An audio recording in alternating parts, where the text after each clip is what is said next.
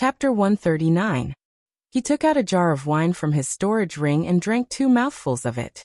After that, Wuxia looked at the group of 32 warriors of Xiantian realm who were approaching him, and the several thousand soldiers who were hiding behind the tall grasses in all directions. Suddenly, he let out a loud laugh and said, "Am I going to die here today? Hee, you have mobilized the army without permission, and that is a serious crime. A serious crime. But this is not right, not right." After a few laughs, Wuxia's smile froze abruptly. Bewildered, he sprung up and stood on the tip of a tall grass, frowning as he stared at those soldiers who were approaching him from all directions. These 3,000 elite soldiers were grouped in groups of 3 to 5, forming a siege formation that covered an area of 10 miles in circumference. Each of them stood over 9 feet tall, looking strong and muscular. Judging from the aura emanated from them, they were all peak-stage Hotian warriors. 3,000 peak-stage Hotian soldiers. Even Little Meng City couldn't gather so many experts in such a short period of time. Also, Great Yin Dynasty had never heard of any army that consisted entirely of peak-stage Hotian warriors. Furthermore, the armor worn by these soldiers was not the green or black armor commonly used by Great Yin Dynasty's army. Instead, they were wearing a crimson battle skirt, and the armor they wore was a striking chain mail made of pale golden fish scales. There were 3 layers of armor inside and outside the armor, and on the outside was a thick and heavy plate armor made from 1,000 refined steel. With an armor like this, even a full-force strike from a Xiantian warrior would not be able to hurt the person inside. On top of that, all these soldiers were wearing a metal mask with a grin on their face. 2 small prismatic crystals were mounted on their eyes, covering their eyes tightly, making it impossible to see the changes in their expressions and the direction they were looking at. The armor covered their entire body from top to bottom, and even their palms were covered by a steel gauntlet. Not a single bit of skin and flesh could be seen on their bodies. This was not the standard army of Great Yin Dynasty, but the private army of some powerful clan. Wuxia laughed dryly and said, "I never thought there would be such a strong force in Ji City. TSK, is it really necessary for you to do this just for Wuxia?" After being kicked by him, the girl's tall nose collapsed, her silver teeth fell out, and blood flowed out of her mouth. She scolded him sternly, "Cut the crap. You will die here today." Wuxia Marquis Tianyan, how long have you been in Ji City? How many people have you ruined? Do you have any idea how many people in Ji City want you dead? All of you, attack and cut him into pieces." Innocently shrugging his shoulders at the girl, Wuxia forced a smile and said, "Am I that sinful? How many people can't wait for me to die?" Although that was what he said, Wuxia gave it a careful thought. Perhaps, there were quite a number of people in Ji City who wished for his death. Qin Qingshui, Haoying clan, Taba Ao, Wei Xiaoxiao, and some other people who were involved in this matter. Perhaps all of them wanted to hack him into pieces. While Wuxia was about to argue with the girl again, the group of 32 Xiantian warriors did not give Wuxia the chance to speak any further. 4 sword beams leaped up into the sky, transforming into 4 lightning bolts and thrusting towards Wuxia's vital body parts. The other 28 sword beams flashed across the sky, following the trajectory of 28 constellations in the sky, wheeling rapidly around the spot where Wuxia was standing, sealing off the surrounding area. Breathing out a long sigh, Wuxia threw away the wine jar in his hand, shook his head helplessly and said, "I have a feeling that I'm the main character in a novel who is ruined.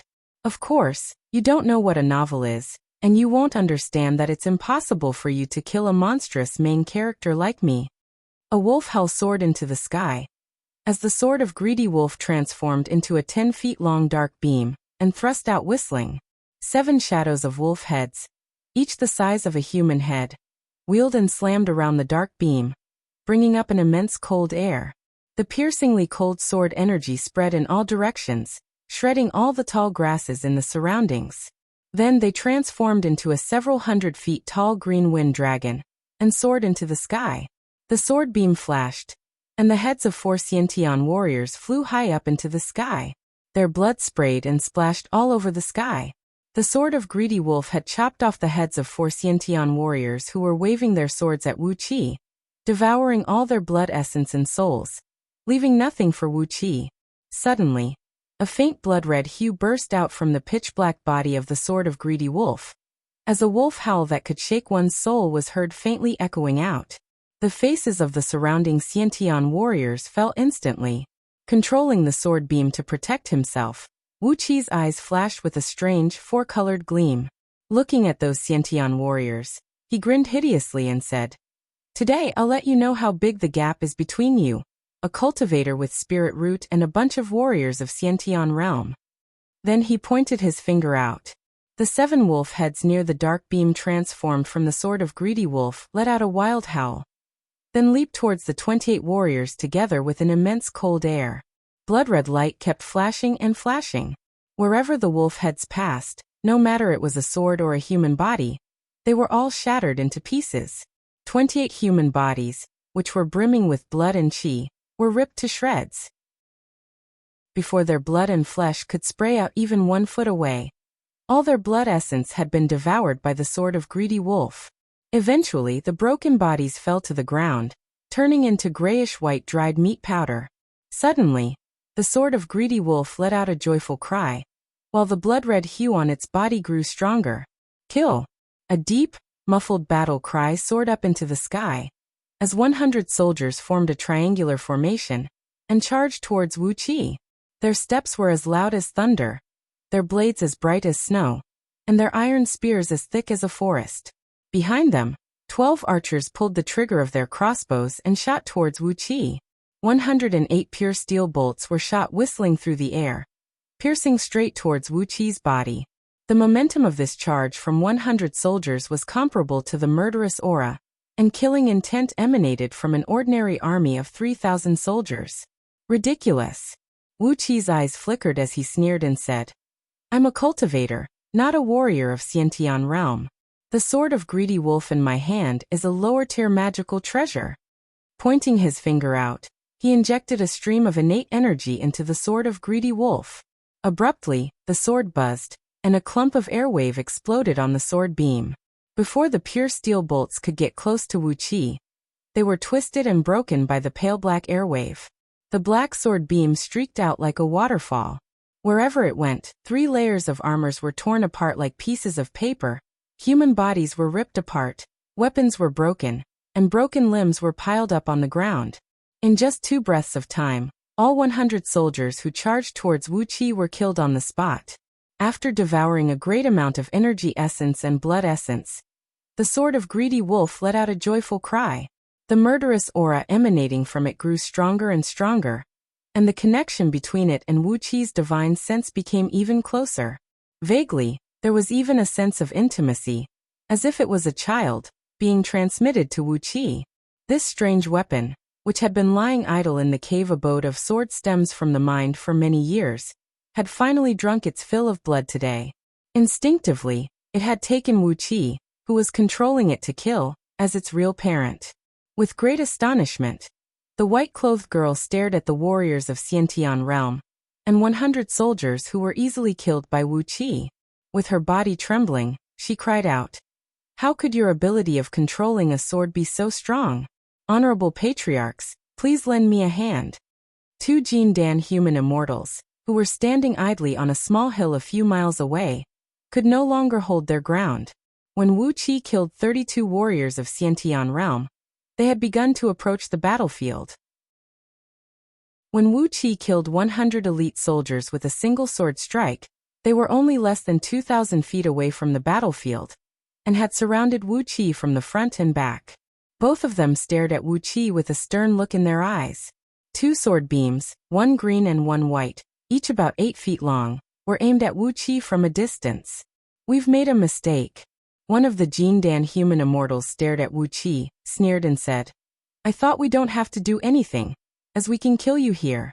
But I never thought that you are such a tough nut to crack, and even need us, 2 mighty immortals, to deal with a junior like you." Sword cries towered into the sky, as strange signs appeared behind the 2 Jin Dan human immortals at the same time. They should be cultivating the same sword technique, as a forest of swords emerged behind them at the same time. Countless tiny and sharp swords soared into the sky, emanating razor-sharp sword energies that filled the air. Within an area of 1,000 feet, All the tall grasses and shrubs were sliced into pieces. Although the strange signs of these two human immortals were filled with murderous auras, in Wuqi's eyes, their sword techniques were far weaker than the ones cultivated by the Jin Dan human immortals of heaven-breaking sword sect. The forest of swords behind them was scattered but not condensed, and the sword beams they emitted were drifting in and out of focus. Obviously, their core energies had not truly condensed yet. Compared to the Jin Dan human immortals of heaven-breaking sword sect who specialized in cultivating the Tao of swords, although they were also Jin Dan human immortals, their actual strength was far weaker. However, no matter what, they were human immortals of Jin Dan. Although Wuqi had formed a Jin Dan, he was unwilling to expose his true cultivation in front of them. Always keeping a trump card was the way to survive in this world.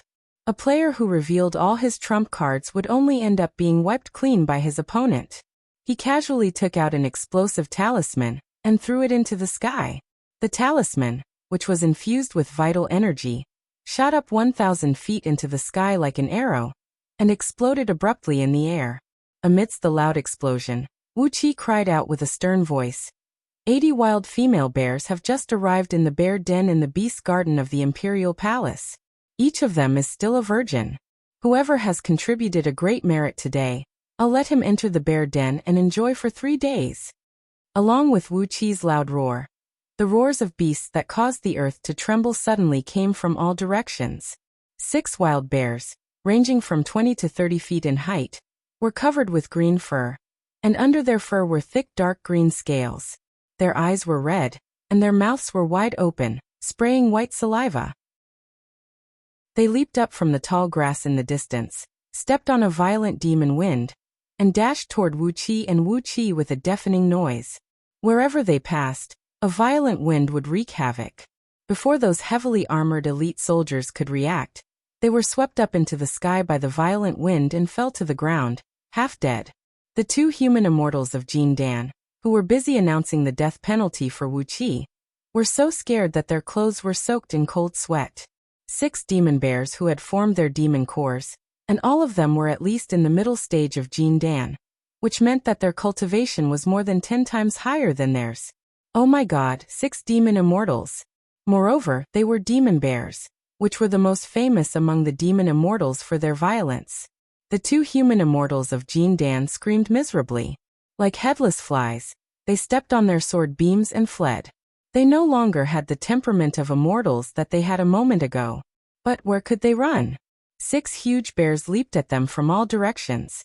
12 huge bear paws slapped down, bringing with them a green wind, and slapped the 2 sword beams to the ground. After that, the 6 bears pounced on the 2 human immortals of Jin Dan, who were lying on the ground and coughing out blood. Then they raised their feet and gave them a series of violent stomps. Bang, bang, bang, bang. The ground was shaking violently. Blood kept bursting out from the 7 apertures of the 2 human immortals of Jin Dan. Soon all their muscles and bones were broken, and they could only exhale but not inhale. Wuqi panicked. These 2 human immortals of Jin Dan were of great use to him. Hastily, he rushed down and gave a few kicks on the buttocks of the 6 demon bears, driving them far away. After that, Wuqi leaped beside the 2 human immortals of Jin Dan, pressed both hands tightly on their dantian, and cried out sternly, "You can't die! You can't die! Wake up! Wake up! Who is your master? Who is your master? Tell me! Tell me!" Suddenly, a deafening battle cry rang out from all directions. A large group of elite soldiers, clad in blood-red battle skirts and cloaks, and their armors were also as red as blood, suddenly appeared out of nowhere. They formed into a battle formation and charged towards the girl in white and the 3,000 private soldiers. For a moment, the sound of the battle resounded through the sky. Chapter 140. The surface of the myriad red river was still as green as before, and the red leaves and flowers were still flowing down the river with a fierce passion. Today, not even a single pleasure boat could be seen in the myriad red river. The patrol boats of Great Yin Dynasty's navy were patrolling back and forth on the surface of the river, completely sealing it off. A wooden platform was built in the middle of the river, made from rare and precious wood. It measured nearly 100 acres in circumference, and a few pavilions and verandas were built on top of it. The platform was even paved with soil, and many rare and precious flowers were planted on top of it.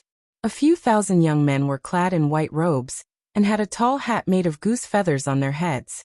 They sat solemnly on the wooden platform, listening to a young girl who was kneeling on a mat in the middle of the platform, reading a book of poems. The voice of the young girl was calm and cold, without any ups and downs. It was just like the surface of the myriad red river under the wooden platform, a clear and chilling green color. She was also clad in a white robe, and a tall hat made of goose feathers was placed on her head. As she looked around, a strong air of elegance of a scholar could be sensed. She had an ordinary appearance, and in this world where beautiful women could be found everywhere, it could only be considered as an inferior appearance. However, because of her temperament that was completely different from all the young men around her, it made her look like a swan that stood high up in the sky, while all the men around her looked like a toad. Even those pretty serving ladies who were quietly shuttling back and forth among the crowd, pouring tea for the people, when compared to this young girl, they were like sparrows that had just seen a phoenix, completely losing their color. Although she was not a beauty that could cause the downfall of a city or a state, but the so-called peerless beauty and grace were probably referring to someone like her. A long green thread was tied to the corner of the table in front of the young girl, and at the other end of the thread was a kite shaped like a fan. On the surface of the kite made from white paper, a few baby swallows were drawn with faint ink, flying around a willow branch. Although they were just a few insignificant strokes, they vividly portrayed the vitality of the baby swallows, as if a few real swallows made of flesh and blood were spreading their wings on the kite. Suddenly, the young girl put down the book of poems in her hand, picked up a jade paperweight, and lightly slapped it on the table in front of her. Followed by a loud and clear popping noise, the thousands of young men on the wooden platform all lowered their heads and listened carefully to the girl. The astonishingly bright eyes of the young girl swept a glance at the crowd of young men. Then she nodded and said slowly, "Young Master Yuhen's Journey of an Immortal has a splendid atmosphere, and the lyrics are gorgeous. It really has the elegant and otherworldly aura of an immortal in the fairyland. It has a dignified and magnificent appearance. It's just that Qianqian has a question. Would young Master Yuhen be able to answer it?" In the front of the crowd, a handsome young man with an imposing figure stood up. He cupped his fists and bowed deeply to the young girl. He said with a smile, "Miss Qianqian, please give me some pointers." Above the young man's head, there were drops of rain dripping down, drifting along with the wind. These extremely bright and thin raindrops drifted several miles away with the wind and landed lightly on the ground, immediately leaving extremely thin, long, and deep sword marks on the surface of the river. This young man was Jin Dan, a human immortal. The young girl smiled, looked at the young man and asked in a gentle tone, "Young Master Yuhen, you've never seen a real immortal. So, how do you know that the heavenly palace of an immortal must be as magnificent as the emperor of the mortal world? Perhaps, the residence of an immortal is just the same as the ordinary people in Great Yin Dynasty, with mud walls and roof tiles, or simply made of wood and grass." The young man was struck dumb. He stared at the young girl, and couldn't say anything for a long while. He bowed his head and pondered for a while, then cupped his fist again, bowed deeply and said, "Miss Qianqian, you're right. I, Shangguan Yuhen, have overestimated my own strength, and recklessly speculated about the magnificent view of an immortal. Well, the legendary immortals living free and unfettered beyond the mortal world would never behave like the ordinary people, living in those magnificent and luxurious skyscrapers." Shangguan Yuhen breathed out a long sigh, then walked slowly and came before the young girl's table. He picked up the book of poems and casually threw it high up into the sky. Countless raindrops came rolling down from the sky, shredding the book of poems into pieces. Shangguan Yuhen breathed out a long sigh and said, "I, Yuhen, have spent 3 years studying, but all I got is a piece of paper filled with absurdity. I'm ashamed of myself." After mocking himself for a few times, Shangguan Yuhen bowed deeply to the girl again, then slowly retreated back to his seat and sat down on his knees. The young girl smiled faintly. She looked at Shangguan Yuhen, nodded slowly and said, "Young Master Yuhen, you can never belittle yourself. Compared to 3 years ago, young master's skill in writing has improved greatly. You're able to cultivate the Tao of sword and the Tao of poetry at the same time. You're truly an extraordinary young master. Upon hearing the young girl's comment, Shangguan Yuhan's pale face immediately shone with a bright glow, and even his back straightened up. The young girl chuckled, then cried out, "Which young master has written a great poem? Please present it to me." If there are no more poetry books for Qianqian to comment on, Qianqian will ask for a new topic today, allowing all of you to show off your literary talent on the spot. The young girl glanced at all the young men around her, chuckled and said, "It's the same as the previous years. If any young master can win the competition with a poem, he or she can travel with Qianqian for 3 days after the competition is over." The young girl's cultivation base was not low. Although she did not put too much force into her shout, it still spread out to a distance of tens of miles away. All the sailors on the sentry boats could hear it clearly, and unconsciously, they all turned to look at the wooden platform. Naturally, Princess Zhonglu, who was riding a ferry and rushing to the wooden platform in the middle of the river, heard the young girl's shout as well. "Pfft," Princess Zhonglu chuckled, shook her head and said mockingly, "This old woman is already in her 20s, yet she still can't get married. She's playing the same trick again. 3 days of traveling with her, Yu Qianqian, is that considered a good fortune? Over the years, many men have traveled with her. Why don't I see her choosing one of them and marrying him off?" Tuoba Haofeng, who was standing gingerly behind Princess Zhonglu, dared not to say a word. He just kept glancing at Princess Zhongli's body, and only lowered his head carefully, his eyes still lingering on the hem of Princess Zhongli's dress. Princess Zhongli snorted coldly, then suddenly smiled sweetly and said with a sweet voice, "Is that Sister Yu Qianqian? Why didn't you inform Zixian about the competition when it has been held for 2 days? Sister Yu, aren't you bullying me? Zixian won't let you off easily. This time, I must punish you by drinking 3 cups of fine wine to your heart's content. I've even brought the wine cup with me."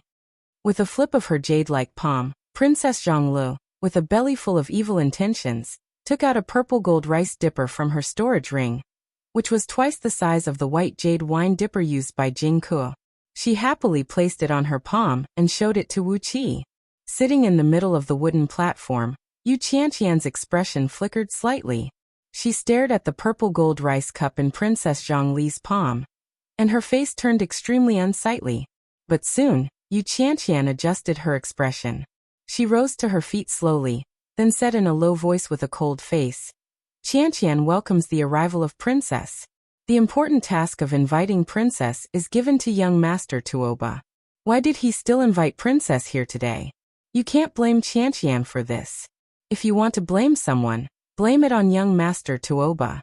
Since I don't have the courage to taste the 3 cups of fine wine, why don't I ask young Master Tuoba to do it for me?" Tuoba Haofeng's face turned blue. Was the punishment wine served by Princess Zhongli really tasty? Without batting an eyelid, he took a few steps back. When he raised his head up, his face was filled with a bright smile. He did not answer Yu Qianqian's question, but kept cupping his fist and greeting all the young men on the wooden platform. Among the several thousand young men on the wooden platform, about 1/3 of them rose to their feet and bowed deeply to Princess Zhonglu, addressing her as Princess. On the other hand, the other 2/3 of the young men were kneeling on the ground, deeply touching their foreheads on the carpet and bowing deeply to Princess Zhonglu. These young men who only cupped their fists and bowed to Princess Zhonglu were the sons of influential and wealthy clans. They had a special privilege, as they did not have to kneel and bow to the princess in an informal setting. On the other hand, the rest of the young men were scholars who came from the common folk of Ji City. They were talented and learned, but they did not have any power or influence. Therefore, they had to bow to the princess like how a subject would greet a monarch. Princess Zhonglu threw a proud glance at these young men who bowed down to her. She snorted coldly and said, "Get up, all of you. This is young Miss Qianqian's gathering of poetry and painting. There's no need to be overly courteous." After all the young men rose to their feet, only then did Princess Zhonglu float up into the air, crossing over 1,000 feet of water and landing lightly on the wooden platform. 8 ghost immortals carried Bai Zhuo up, summoned a chilly breeze and brought all the palace guards who were on the same ship to the platform. Tuoba Haofeng shook his head slightly. He sprung up, tapped his feet on the surface of the water a few times, and carefully stepped onto the wooden platform. When Princess Zhang Lu stepped onto the wooden platform, Yu Qianqian quickly came up to her. Although there was still a distance of 70 to 80 feet between them, both of them stretched out their arms and greeted each other. Princess Zhang Lu gave a loud laugh and said, "Sister Yu, this is Zixian's 5th time participating in your gathering of poetry and painting. I think this gathering of yours has been held for the 13th time, right?" Yu Qianqian's expression flickered. When she was 14 years old, her name had shaken Ji City with a painting and a poem. Her fame had quickly overshadowed her father and grandfather, who were the chief editors of Great Yin Dynasty. Her reputation as a talented girl had spread across the world. However, when Princess Zhang Lu pointed out that this gathering of poetry and painting had been held for the 13th time, she was mocking her for not getting married at the age of 27.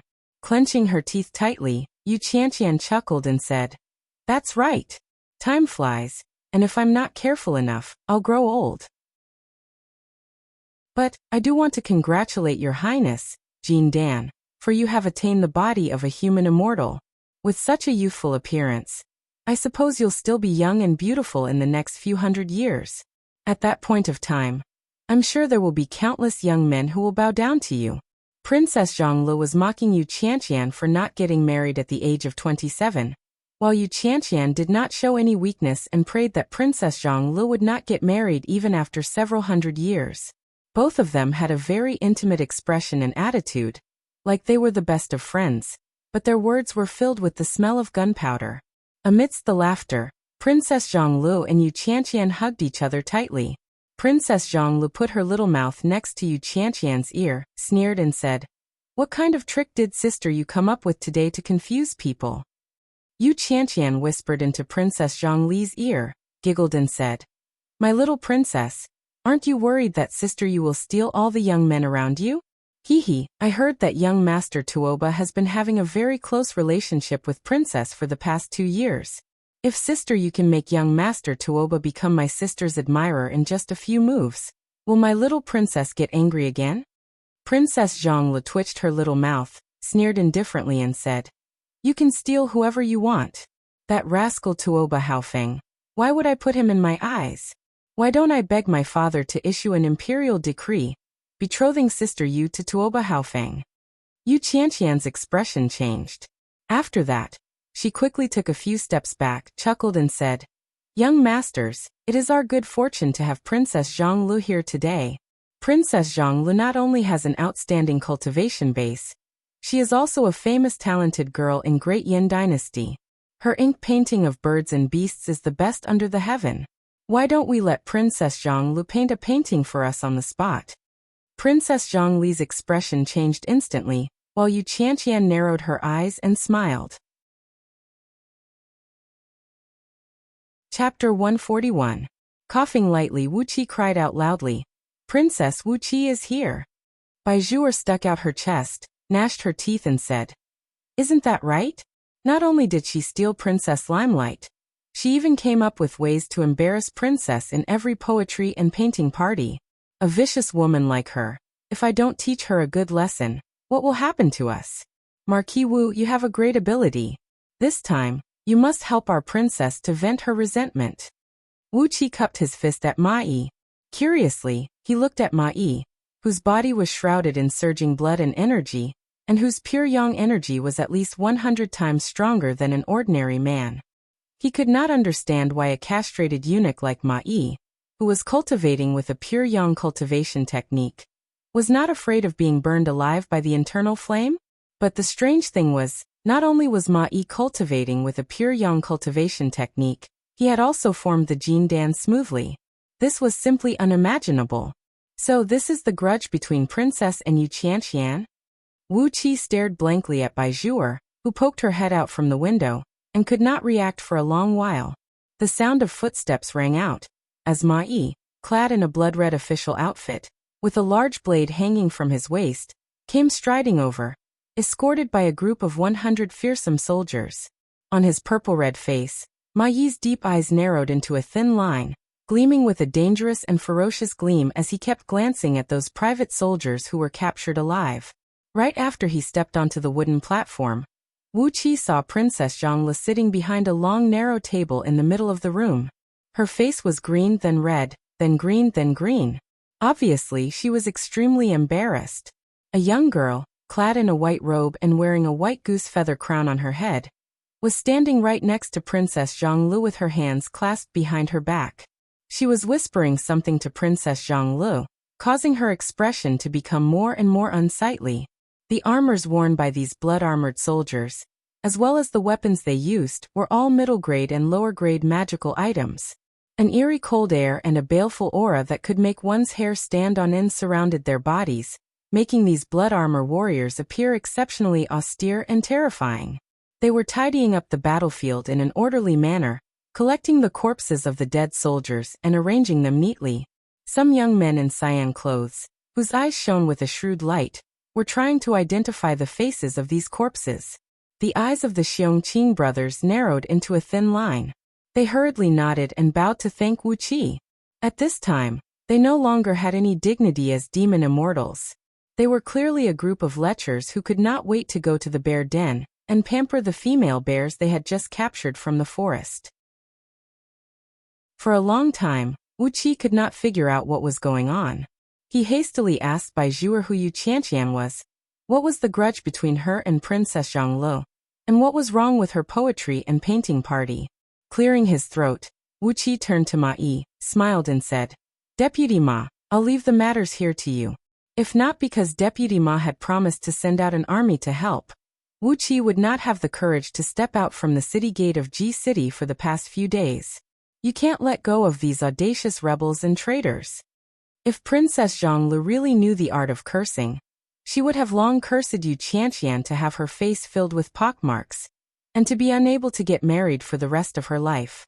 Bai Zhuer was very eloquent, and she quickly told Wuqi everything she knew. As demon immortals, Xiongqing brothers had very sensitive ears. They heard Ma Yi's mumbling, and were immediately frightened out of their wits. They hastily covered their nether regions with their hands and chased after Wuqi. In just a blink of an eye, they had run several thousand feet away, and could no longer be seen. Wuqi shook his head, rose to his feet, and said to Xiongqing brothers, who were standing behind him with a flattering smile on their faces, That's right. Tonight, you can go to the bear nest in the Beast Park and have a good time. Don't worry, I'll send someone to lead the way for you. No one will dare to stop you. Ma Yi grinned, patted heavily on Wuqi's shoulder, and said indifferently, Just leave this place to us. Marquis Tianyan can set his mind at ease and return to the city. His Majesty has made up his mind to get to the bottom of this matter, as well as the assassination of Duke Buji. No matter who is the one behind this, none of them will be able to escape. Shaking his head and sighing along the way, Wuqi and his company finally arrived at the bank of Myriad Red River. Two Jindan human immortals could sense the bizarre transformation in their bodies. They were frightened out of their wits, and opened their mouths, wanting to scream out loud. The sword of Greedy Wolf pierced through their dantian in a blink of an eye, piercing through their Jindan and devouring all their spirit, energy, and soul. Ma Yi did not know whether to laugh or cry when he saw the actions of Xiongqing and his brothers. He glared angrily at the backs of Xiongqing and his brothers, then stroked his chin thoughtfully and said, Recently, there is a shortage of manpower in the Imperial Palace. Should I kill these few lecherous bears one day and bring them into the Imperial Palace as eunuchs? TSK. A few of them can be used to brew some wine for His Majesty to nourish his body. For so many years, apart from those unlucky fellows who had their entire clan wiped out overnight by some natural or man-made calamity, all the other clans who married a daughter of Yu clan would achieve a meteoric rise in power within a few decades. Some of them would hold a high position in the imperial court, and some of them would become wealthy merchants who could rival a country in the field of commerce. There had never been an exception. Therefore, the daughter of Yu clan was an extremely sought-after resource in Great Yin Dynasty, 100 times more sought after than the princess of Great Yin Dynasty. Such an outstanding and eye-catching young girl was simply the natural rival of Princess Zhongli. There was no need for any reason. Ever since Princess Zhonglu became sensible, she and Yu Qianqian did not see eye to eye. Due to the noble status of Yu clan in Great Yan Dynasty, and the lofty status of Yu clan in the hearts of those scholars in Great Yan Dynasty, Princess Zhonglu and Yu Qianqian always addressed each other as sisters in front of the public. Behind their backs, Princess Zhonglu had pricked countless paper puppets with Yu Qianqian's name on them with needles. Wuqi rode the single-horned deer all the way to the city gate of Ji City. He was pondering who was the mastermind behind this assassination attempt, and who could mobilize a private army consisting of 2 Jindan human immortals, 32 Xiantian warriors, and 3,000 peak-stage Hotian warriors to assassinate him? And who could make Yan Jiuhui and Lu Chengfeng stay in Ji City with a reasonable excuse? If not for the fact that he had prepared some precautions beforehand, laying down a trap half a month in advance, he would have been in deep trouble this time. While he was pondering over all sorts of strange thoughts, Baizhuer brought a group of palace guards and rushed out from the room which was originally used as a resting place for the city guards. Excitedly, she grabbed Wu Qi's sleeves. Baizhuer, who had a round face and looked adorable, grabbed Wu Qi's arm tightly and cried out, "Marquis Tianyan, our princess has gone to the poetry and painting competition held by young Miss Yu Qianqian. Princess wants us to bring you to the myriad Red River to look for her. Let's go, let's go. That Yu Qianqian has never been on good terms with Princess. With your glib tongue, I'm sure you can drive that Yu Qianqian to death, can't you?" The men of Central Wind Guards are all fools. Relying on his height, Mai looked down at Wu Qi and said with a deep voice, "A private army consisting of 3,000 peak-stage Hotian warriors, and yet Central Wind Guards never heard anything about it. If not because they gathered together to assassinate Marquis Tianyin. Who could imagine that there is such a private army hiding right under His Majesty's feet in Ji City?" Currently in Yu clan, Yu Qianqian was the only girl who was not married. Therefore, she had attracted the attention of many influential members of Great Yan Dynasty, hoping that they could marry this girl, who had a literary talent that surpassed all the men under the heaven, and possessed an amazing skill in trickery. Ma Yi's eyes shone with a ferocious gleam as he gazed at those green-clothed men, who were trying to identify the faces of the corpses. He sneered and said, "Don't worry this time, it is the High Minister Swallow and the Blood Swallow Army, personally commanded by me. We will bypass the Criminal and Justice Court and Scouting Office, and I guarantee that we will dig out the ancestral graves of these people." After the Jindan was formed in his water meridians, Wu Qi's absorption rate of the blood and energy essence of the cultivators had suddenly increased to 30%. 30% of the energy essence of 2 Jindan human immortals was absorbed into his body, and was carefully stored in the meridians in both his arms. Both Jindan human immortals were cultivating with fire element cultivation technique. The fire element spirit root that originated from their hearts had spread to their lungs and spleen, and half of their bodies had turned into a fiery red color. Amidst the crowd, Shangguan Yuhan suddenly turned his head and looked at Wu Qi. His gaze was as sharp as a sword, and a sword intent that felt like it was about to pierce through Wu Qi's body. Wu Qi did not waste any more time. He cupped his fist and bowed to Mai. After that, he whistled and summoned the single-horned deer, riding it back to Ji City. Xiongqing and his brothers greeted Mai lazily, then proudly shrugged their hips and made an action that all male creatures would understand. After that, they giggled and transformed back to their human forms, following behind Wu Qi and left the scene in high spirits. Mai laughed hideously, then said with a low muffled voice, "Marquis Tianyan, just pretend that you know nothing about what happened here. Let's return to the city now." Mai sneered, lowered his voice and warned, "Duke Yanlu and the chief supervisor of West Wind Guards are caught by someone today. If not because Marquis Tianyan has already been taken care of by His Majesty, the Chief General, and the High Prime Minister, secretly mobilizing the Swallow Army and Blood Swallow Army, Marquis Tianyan would be alone and helpless today." The Yu clan, where Yu Qianqian came from, was a famous noble clan in Great Yan Dynasty. For nearly 1,500 years, Yu clan had always been famous under the heaven for their calligraphy and painting. Every generation of clan leader of Yu clan had served as the chief editor of Great Yan Dynasty, responsible for the collection and compilation of all kinds of history books. Yu clan did not have a large population. Although it had been passed down for several dozens of generations, the population of Yu clan was less than 100 at its peak. A ferry had been waiting for them for a long time. And very soon, it brought Wuqi to the luxurious wooden platform in the middle of the river. However, no matter it was a male or female member of this clan, all of them were born with a graceful and elegant style of writing, and they were born talented scholars who could recite poems and paint. On top of that, it was a miraculous cultivation technique that was passed down from generation to generation in Yu clan. As a result, all the cultivators of Yu clan, regardless of whether they were men or women, had extraordinary intelligence and were full of tricks. In Great Yin Dynasty, no matter it was the influential nobles, the wealthy merchants, or the ordinary local tyrants, they all regarded it as the luckiest thing to woo a girl from Yu clan and marry into their clan. Forcefully pulling on Wuqi's reins, Baizhuer dragged the single-horned deer and rushed towards the myriad red river. In for a penny, in for a pound, in for a pound.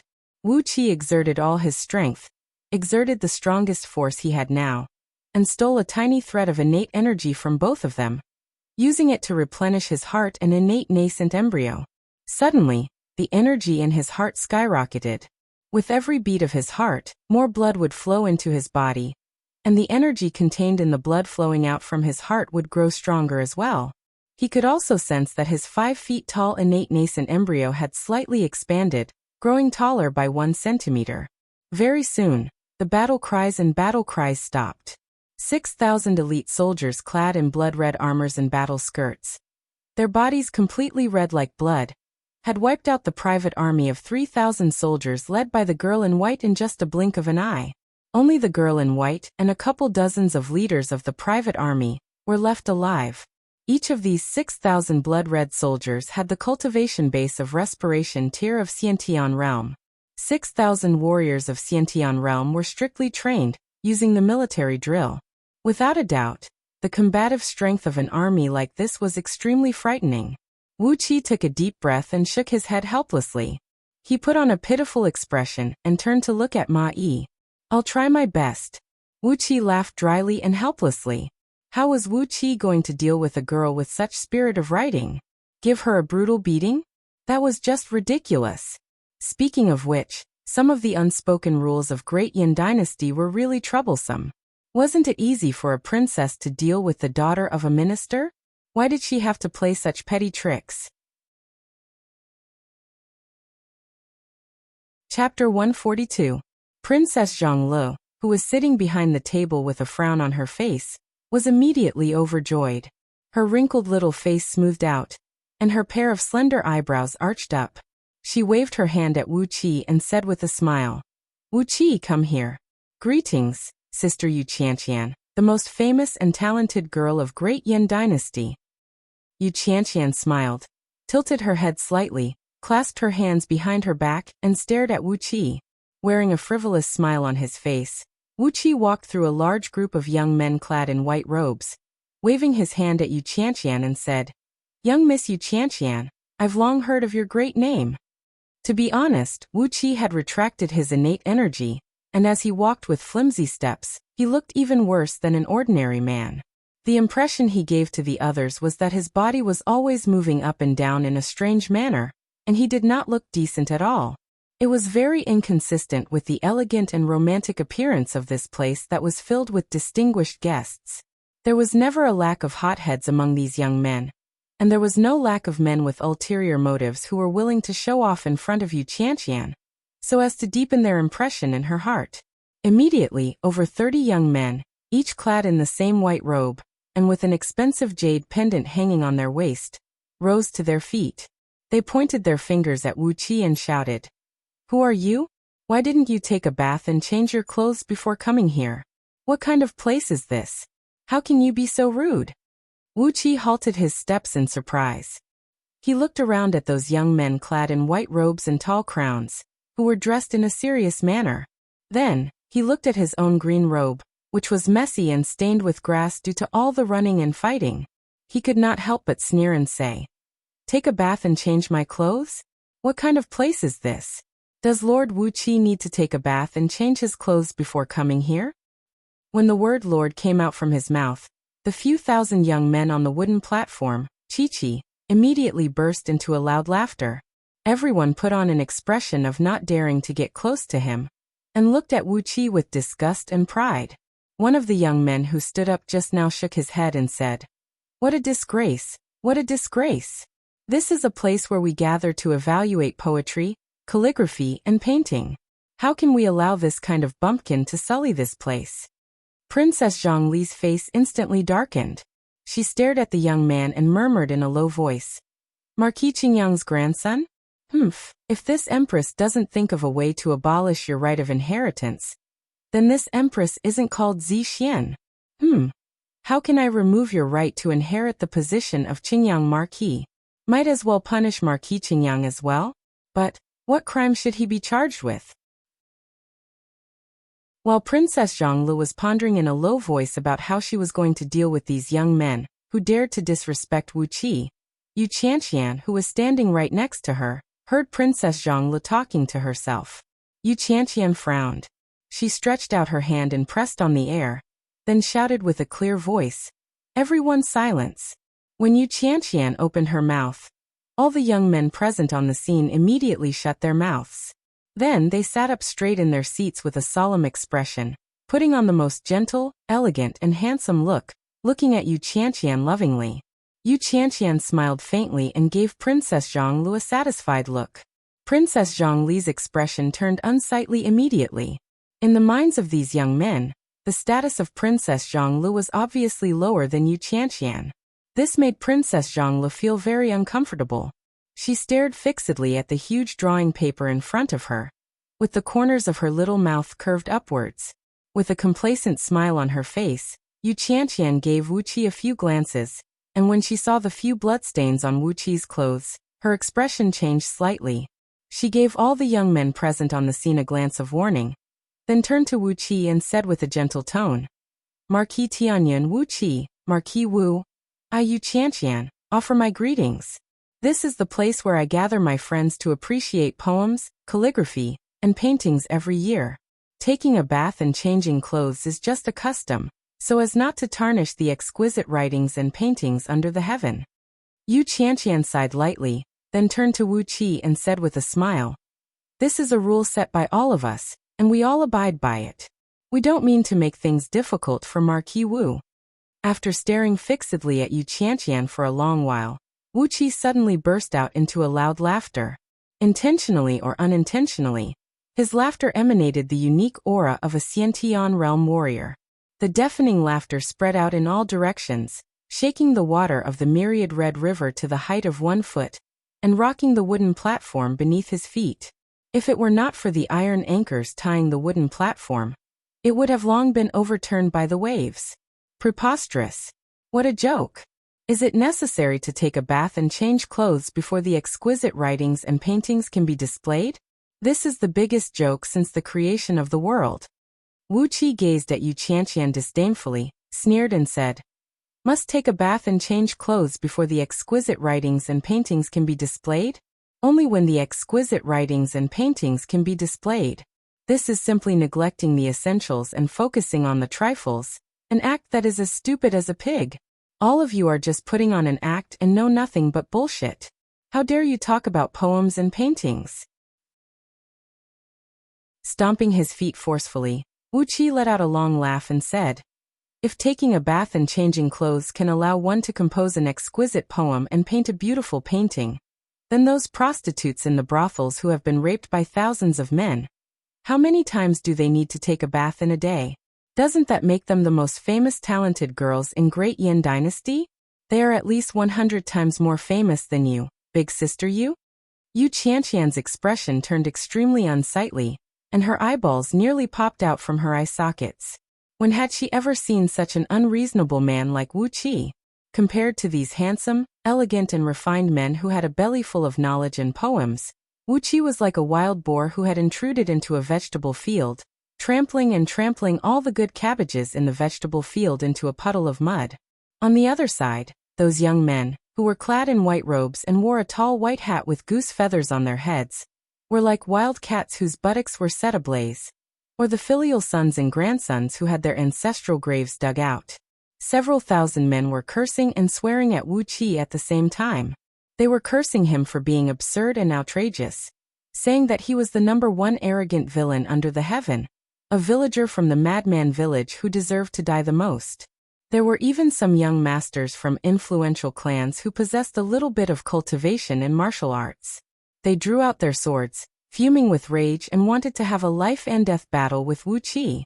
Wuqi's words were too hurtful, a slap to their faces. What he said was a blatant humiliation to all the young masters of the literati on the scene. Raging bear roars echoed out, as 6 gigantic demon bears suddenly transformed back to their bear forms, riding on a demonic wind and flying up into the sky. 6 powerful soul pressures came crashing down from the sky, causing several thousand young men to fall to the ground while letting out miserable cries. Then Xiongqing roared out in a low, muffled voice, "Lao Tzu knows nothing about poems and paintings, and he doesn't know anything about all of you sour things. But His Majesty has ordered me, your ancestor, to protect Wuxia, and whoever dares to touch even a single hair of his, Lao Tzu will wipe out his entire clan." Xiongqing's teeth clattered against each other. Then he laughed out loud and said, "It's been a long time since I've tasted human flesh, and I've been missing it very much." The best way to deal with these self-righteous scholars was to place a sword or saber on their necks. Trembling with fear, several thousand hot-blooded scholars shut their mouths. Even Shangguan Yuhan, who cast a malicious glance at Wuxia just now, had wisely shut his mouth as well. There were 6 demon bears with demon cores here, while he was alone. There was no way he could be a match for all 6 demon bears when they joined hands. Wuxia smiled. He called out to Xiongqing and his brothers, and asked them to descend from the sky, then walked back to the ferry with heavy steps. With both hands clasped behind his back, Wuxia looked at Yu Qianqian, whose face had turned livid with rage. He smiled and said, "It seems like none of you agree with Wuqi's opinion? Hee, you are indeed a group of hypocrites who know nothing but a bunch of self-proclaimed learned scholars. Big sister Yu, what is the topic of today's poetry and painting meeting? Tell us." Yu Qianqian's lips were trembling, and she could not say a word for a long time. On the other side, Princess Zhonglu was smiling so widely that her eyes were narrowed into 2 fine lines. She looked at Wuxia smilingly, smiled tenderly and said, "Today, Big Sister Yu has just commented on Shangguan Yuhan, the youngest sect elder of Heaven-Breaking Sword Sect, his poem, The Journey of an Immortal. After that, Big Sister Yu said that we mortals can never guess the realm of immortals. Therefore, today's topic is to go against her Tao. Instead of writing about immortals, I'll write about the poems written by ordinary people." With a flicker in her eyes, Princess Zhonglu stared at Yu Qianqian and said with a cold voice, "Big Sister Yu also said that my drawing of birds and beasts is very good, and asked me to draw a drawing of galloping horses here. But I've never seen that kind of inferior mount, so how could I draw a drawing of galloping horses?"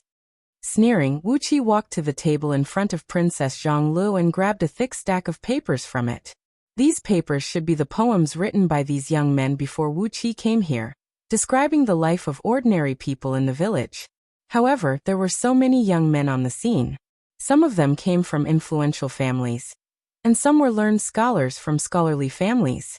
So which one of them had really seen how ordinary people in the village lived? The poems they wrote were merely the same as those from the Book of Songs. The style was the same, 4 or 5 word short sentences. Although they were elegant and graceful, they were nothing but words like chopping trees to the southern mountain and spinning yarn. How could there be anything new in them? Looking at Yu Qianqian, who had an unsightly expression on her face, Wuxia suddenly burst out into a loud laughter. "Poems written by ordinary people in the village? Look at what you have written here. Well, I'll let you, a bunch of toads who have never seen the world, see what is called a poem, what is called elegant and refined, and what is called the rustic taste of ordinary people." After a brief moment of pondering, Wuxia took a few steps on the wooden platform, threw his head back and forth, and recited a long poem into the sky. Date blossoms rustling down from the cloth, the sound of reeling carts echoing from the south and north of the village, the old willow selling vegetables and melons. Drowned in wine, the road is long and sleepy, The man thirsts for tea, knocking on the door and asking the house of savages. As he had never seen a cucumber in this world, and had no idea if it existed in this world, Wuxia had changed the word cucumber to melon. His words had stirred the expressions of all the people on the scene. Some of the truly talented and knowledgeable scholars had their faces turned pale, as they stared at Wuxia as if they were looking at a ghost. Since he had plagiarized it, he would plagiarize it to the end. Wuqi's face did not even blush. After pretending to take 7 steps forward, he recited again. The eaves of the thatched house are low and small, and the grass is green on the stream. Old voices are sweet in drunkenness, and whose family is white-haired. The eldest is weeding beans to the east of the stream, and the youngest is weaving a chicken coop. I love the rascals the most, and the head of the stream is peeling the lotus seed. The poem was as beautiful as a water chestnut that had just come out from the water, fresh and tender. When the poem was recited, which was completely different from the style of Great Yin Dynasty, the entire scene fell into a dead silence. Even Xiongqing and his brothers were struck dumb by the recital. Their 12 ears were twitching violently, and their eyeballs were nearly popping out from their eye sockets. Yu Qianqian's face was pale as she stared at Wuqia. Her body was swaying, and she nearly fell to the ground. Yet Wuqia took another 3 steps forward and continued reciting. The bright moon startles the magpies on the other branches. The cool breeze chirps the cicadas in the middle of the night. The fragrance of the paddy fields announces a bountiful year. The croaking of the frogs is heard. 7 to 8 stars beyond the sky, 2 to 3 raindrops in front of the mountain. The old thatched inn society stands by the forest. The road turns into the stream bridge and suddenly sees it. Everyone was shocked, and no one dared to say a word or a word. Among the several thousand scholars in the hall, more than half of them had secretly crushed the paper in front of them, then slowly hid it under their sleeves. Those who scolded Wuqia the fiercest just now had their heads lowered in shame. Princess Zhonglu rested her chin on both of her hands and stared at Wuqia with a silly smile on her face. Her eyes were filled with bright stars. Yet Wuqia refused to let it go. He let out a long laugh and said, "Today Wuqia didn't take a bath, nor did he change his clothes. Moreover, he had just killed several dozens of men and rushed here." Ha ha ha, the poem has been completed. Now let's see what Wuqi's strokes are like. Somebody serve Lao Tzu's brush and ink. Princess Zhongli sprung up from her seat and eagerly waited on Wuqia as he sat behind the long table. Holding the brush and ink in his hand, Wuqia began to paint on the paper. In just less than an hour he had completed the painting of a galloping horse. Chapter 143. When it came to drawing horses, old Mr. Su Beihong's horses were undoubtedly the best. The underhand sect had obtained a lot of rare and precious items on earth, and old Mr. Su Beihong had quite a few paintings of galloping horses. Lu Xiaobai was an extremely cultured man. Every single day, she would copy the same painting over and over again. But in fact, in Wuqi's eyes, he was just trying to make a counterfeit to deceive others. However, the painting of galloping horses that Lu Xiaobai had painstakingly cultivated for several years was vividly displayed by Wuqia today, shocking everyone present. On the huge drawing paper that was 30 feet long and 10 feet wide, Wuqia splashed ink with a brush that was as thick as an adult's arm. 7 galloping horses of different shapes and colors appeared vividly on the paper. The horses had strong muscles and bones. Their eyes seemed to be glowing brightly, and there seemed to be energy bursting out from their nostrils as well. A vigorous life force came rushing out from their nostrils, as if they were about to leap out from the drawing paper. Using only ink of different shades, Wuqia had drawn 7 fine horses that gave people a feeling of colorful colors. This technique could no longer be described as a technique, it was close to the Tao. With Jean Dan's extraordinary ability as a human immortal, he had imprinted a thread of divine sense into the 7 fine horses. That was why the drawing could move people's hearts and souls. When a few white-robed youths carefully propped up the painting of galloping horses with a pole, and showed it to the several thousand people around them, they could not hold back their cries of surprise, which were as loud as a clap of thunder, causing the surrounding water to sway up and down. Some of the slightly older scholars were also knowledgeable. They stared blankly at the 7 fine horses on the drawing paper, and suddenly burst into tears. Then, they thumped their chests and stamped their feet, crying out loud. They had immersed themselves in the Tao of painting for decades. Yet their attainments were actually not as good as Wuxia, a young man who had not even reached his 20s. How could they accept this? Like a proud little peacock, Princess Zhongli stood proudly right next to Wuxia with arms akimbo. Her delicate little chin tilted up complacently with her arms akimbo, and snorted a few times at Yu Qianqian, who had a pale face, in an extremely provocative manner. The style of the 3 poems was completely different from the popular poems of Great Yin Dynasty, but it was fresh and elegant. Together with this painting of galloping horses, Princess Zhongli had gained a lot of face. In the past years, he was always humiliated by Yu Qianqian in every poetry and painting party. But because of the grudge between them, he still had to show up in the poetry and painting party every year. He couldn't possibly show his weakness and admit defeat to Yu Qianqian. Fortunately, they had Wuxia this year. They had regained the face they had lost in the past. Complacently, Princess Zhongli twisted her tiny waist and flung her huge skirt into a big green flower. Then, she smiled complacently and said, "Who else wants to compete with Marquis Tianyan in painting and poetry? I'll offer a reward here. Whoever can win against Marquis Tianyan, I'll let him accompany me on an outing for 3 days." When she spoke of her proud words, Princess Zhongli couldn't help but laugh out loud. However, she was too excited. Her laughter suddenly burst out from her throat. It was a very sharp and sonorous laugh, which startled even herself. The 5-colored divine rays stretched out slowly behind Princess Zhongli's back.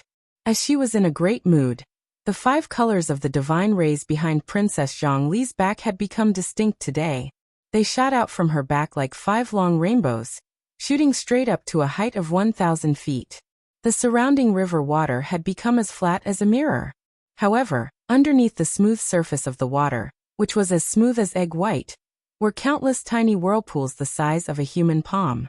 It was exactly what Princess Zhongli was feeling right now. Yu Qianqian's expression kept changing as she stared at the majestic painting of galloping horses. After a long while, she forced out a smile, turned to Wuxia and said, "Marquis Wu is indeed a generous artist. This painting of galloping horses is indeed bold and unconstrained, but it's not very exquisite." The 5-colored divine rays behind Princess Zhongli retracted and abruptly transformed into a clump of 5-colored chaos. She looked like a little hen whose feathers were plucked by someone, and was about to step forward and argue with Yu Qianqian in a threatening manner. "Not exquisite enough? Not exquisite enough? The theme you gave is a painting of galloping horses, not a painting of fleas." Wuxia pulled Princess Zhongli back, stared at Yu Qianqian, who had her eyes sparkling, and said with a faint smile, "Not exquisite enough? That's right, this horse is so bold and vigorous. Only men like us, who kill and burn, can appreciate it." Miss Yu Qianqian, a pampered young lady who grew up in a flower garden, would never understand the heroic sentiment. "Fine, if you want an exquisite one, Wuxia has it here as well." After letting out a few loud laughs, he asked the serving ladies on the wooden platform to lay out a fine white brocade. After that, Wuxia asked for a set of tiny brushes and various colors of paints, mixing the colors himself. After that, he picked up the tiny brushes and began to paint on the brocade. If he wanted an exquisite painting, a luxurious painting, and a painting that Yu Qianqian could not find any flaws in, there was no other choice but Emperor Huizong's painting of rare birds. Just like old Mr. Su's painting of galloping horses, the underhand sect had a few of Emperor Huizong's paintings of rare birds, and Lu Xiaobai had copied them thousands of times. Thus, almost all the strokes had become her instinct. Wuxia did exactly the same thing. With Jean Dan's excellent control over his fleshly body, like a laser photocopier, he managed to copy a painting of rare birds in just 1 hour. A golden pheasant with gorgeous feathers and a lively expression was standing on the branch of a flowering tree. The whole painting was neat and meticulous, with gorgeous colors and a strong air of nobility. When a few white-robed youths hung up the picture of the rare bird with a pole, the wooden platform once again emitted a landslide-like exclamation. Some people even staggered forward, wishing that they could drill their bodies into the picture. Several thousand men surged forward, and the order on the wooden platform was immediately thrown into chaos. Princess Zhonglu glared at them and unleashed a five-colored divine ray behind her back, unleashing a tremendous force that pushed back those white-robed young men. Then she snapped sternly, "What's the rush? What's the rush? This painting belongs to me. Who dares to damage it or make it wrinkle?" Then she pointed her finger at the river. A bolt of lightning as thick as a bowl smashed onto the surface of the river with a deafening rumble, creating a large pit several hundred feet in circumference on the surface of the river, while waves rose several hundred feet high. After that, no one dared to move recklessly on the wooden platform. Everyone held their breath, staring quietly at the two paintings in front of them. Some of them even kept repeating the three poems written by Wuxia over and over again in a low voice. No matter it was the poems or the paintings, Wuxia had struck them so hard that they could not even speak a single word. Yu Qianqian stared blankly at the two paintings with completely different styles. Her face flushed, then turned pale, then turned green, and her body kept shivering. For a long time she could not speak a single word. Only after a full quarter of an hour did Yu Qianqian finally turn her head around and stared blankly at Wuqi. Wuqi waved his hand hastily and said, "Big sister Yu, please don't ask me about any books or anything like that. Wuqi is just a savage from the countryside. If you want me to recite a few crooked phrases and write a few lines about beasts, I can do it. But if you want me to tell you some articles about governing the country, or some books about managing the affairs of the world, Wuqi really doesn't know how to do that." Cupping his fist, Wuqi pulled the hand of Princess Zhonglu, whose face was filled with a smile, and walked towards the ferry. If not for the sake of Princess Zhongli's face, Wuqi would not be bothered to fool around with this group of fools, who had eaten too much and had nothing better to do, pretending to be cultured and elegant. Just now, he had drawn his sword and chopped several dozens of living men, and there was still a great amount of Jin Dan's human immortal essence in his meridians that had not been absorbed yet. So, he had the time to pretend to be a cultured and elegant man, and play around with this group of young masters who had nothing better to do all day long? Yu Qianqian was taken aback. She was about to stop Wuqi, but Wuqi had already blocked off all possible excuses for her to make things difficult for him. He had said it himself, he only knew a few crooked phrases and a few lines about beasts. Asking him to write an article about governing the country and managing the affairs of the world, he was just a savage from the countryside, and he would never know how to do that. First, he had shown his face, and then he had blocked off all possible excuses for making things difficult for her. What Wuqi had done was a slap to her face. With a poem like that and a painting like that, he had claimed that he was just a savage from the countryside. Then where did he put the several thousand scholars, who belonged to the upper class of Great Yin dynasty? Clenching her teeth, Yu Qianqian stomped her feet and said, "Marquis Wu, may I know which grandmaster is your master?" Although Wuqi had told her that he was just a savage from the countryside, Yu Qianqian would never believe it. She was determined to ask him about the inheritance of his poems and painting. She had lost all her face in front of Wuqi today, and in the future, she would ask her father and grandfather to personally make a move, and make her regain her face from Wuqi's master. Without even turning his head back, Wuqi pulled Princess Zhonglu, who had her head held high, away from the wooden platform, and stepped onto the ferry. He sneered and said, "Which grandmaster is your master? My master is a martial artist who only knows how to kill and burn. He was long killed by someone in Meng Mountains, so he can't be considered as a grandmaster." Meanwhile, Princess Zhonglu hastily gestured to Baizhuer and Baizuer, asking them to bring some men to roll up the two paintings and bring them back to the imperial palace. Wuqi turned and gave Yu Qianqian a smile. He laughed and said, "I'm afraid elder sister you has no idea what kind of place Meng Mountains is. You can just go to scouting office and check it out. All the information about my background are in there. They are all there. Don't send me there, just go and check it out yourself." With a few steps, Yu Qianqian came to the side of the ferry. With a stern voice she cried out, "Marquis Wu, why are you bullying me like this? With your foundation in poetry and painting, which martial artist can teach you?" If a martial artist can teach a handsome man like Marquis Wu, doesn't that make us all a joke? After a brief moment of pondering, Wuqi looked at the many white-robed youths on the wooden platform, who were staring at him with a hopeful look in their eyes.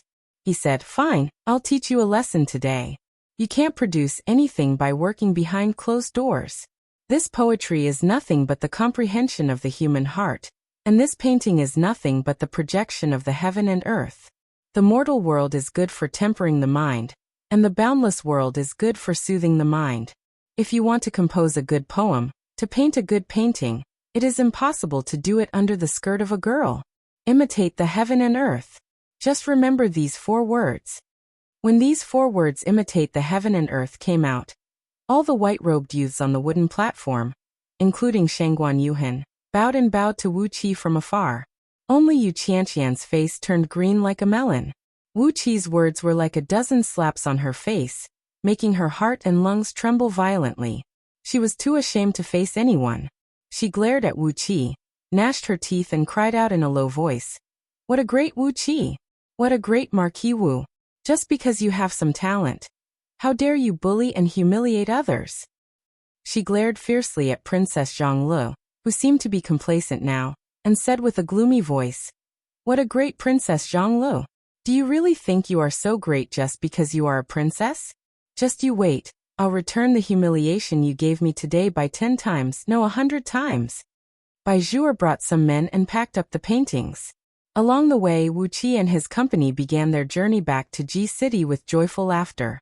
When they were still tens of miles away from Ji City, they could already see a stretch of dark city wall stretching on the horizon. All of a sudden, a loud thunderclap rang out from the sky, as a blinding light suddenly burst out from the city wall. A huge light barrier enshrouded in countless runes enveloped the entire Ji City within. After that, they saw the city gate that was facing them explode. A group of people rushed out from the city, bringing with them a murderous aura that seemed to have come to a dead end. Countless battle cries rang out from all directions. Outside the city, Chi-Chi had lined up into 20 phalanxes, 20 companies of 10,000 soldiers from Blood Swallow Army. The 20 phalanxes spread out in all directions, then converged inwards, trapping the large group of people who had just rushed out from the city in a tight formation. Above Ji City, several hundred figures were seen shuttling back and forth. Countless sword beams, thunderbolts, talismans and magical treasures were seen flying everywhere, causing the ground to shake violently. Wu Qi was struck dumb. Was this a rebellion or something else? Meanwhile, Princess Zhonglu let out a shrill cry. With a 5-colored divine ray behind her back, she flew straight into the city. Chapter 144. Wu Qi failed to grab hold of Princess Zhonglu, and when he saw her bringing 8 ghost immortals and rushing towards Ji City, he dared not to hesitate. Without hesitation, he ordered Xiongqing and his brothers to follow closely behind her. Princess Zhonglu possessed the cultivation base of Jindan realm, and with the protection of 14 Jindan realm experts, while Xiongqing and his brothers possessed the cultivation base of middle stage Jindan realm and above, there was absolutely no problem for them to be safe. But what exactly was going on? Why did such a big mess suddenly occur? Looking at the thick light barrier hovering above Ji City, and the countless huge runes within it, measuring several tens of feet in circumference, it was obvious that the last strategic defensive formation of Ji City had been activated. This formation was a 2-way isolation formation. Once it was activated, not only the people outside the city couldn't get in, even the people inside the city couldn't get out, unless one was a cultivator who had attained mastery in nascent divinity realm. There was no way he could break through this ultimate defensive formation of Ji City. Currently, the only weak point of Ji City was the city gate, which was destroyed by someone from inside the city the moment the light barrier rose. Currently, 200,000 soldiers of Blood Swallow Army had occupied an area of several tens of miles in circumference, guarding the city gate so tightly that not even a drop of water could pass through. The several tens of thousands of soldiers who came rushing out from the city were engaged in a fierce battle with them. Both armies were engaged in a fierce battle. Near the city gate, nearly 100 cultivators of Blood Swallow Army, each clad in a blood-red robe, were waving their swords and unleashing balls of thunder flame, trying to completely seal off the city gate. However, a group of old men clad in pale golden long robes were guarding near the city gate. They kept unleashing powerful talismans one after another, breaking the light barrier that was spreading from the city wall to the city gate. Streams of light kept extending from the surrounding city wall into the city gate. As long as these streams of light were linked together, the ultimate defensive formation of G-City would be able to completely seal off the only gap on the city wall.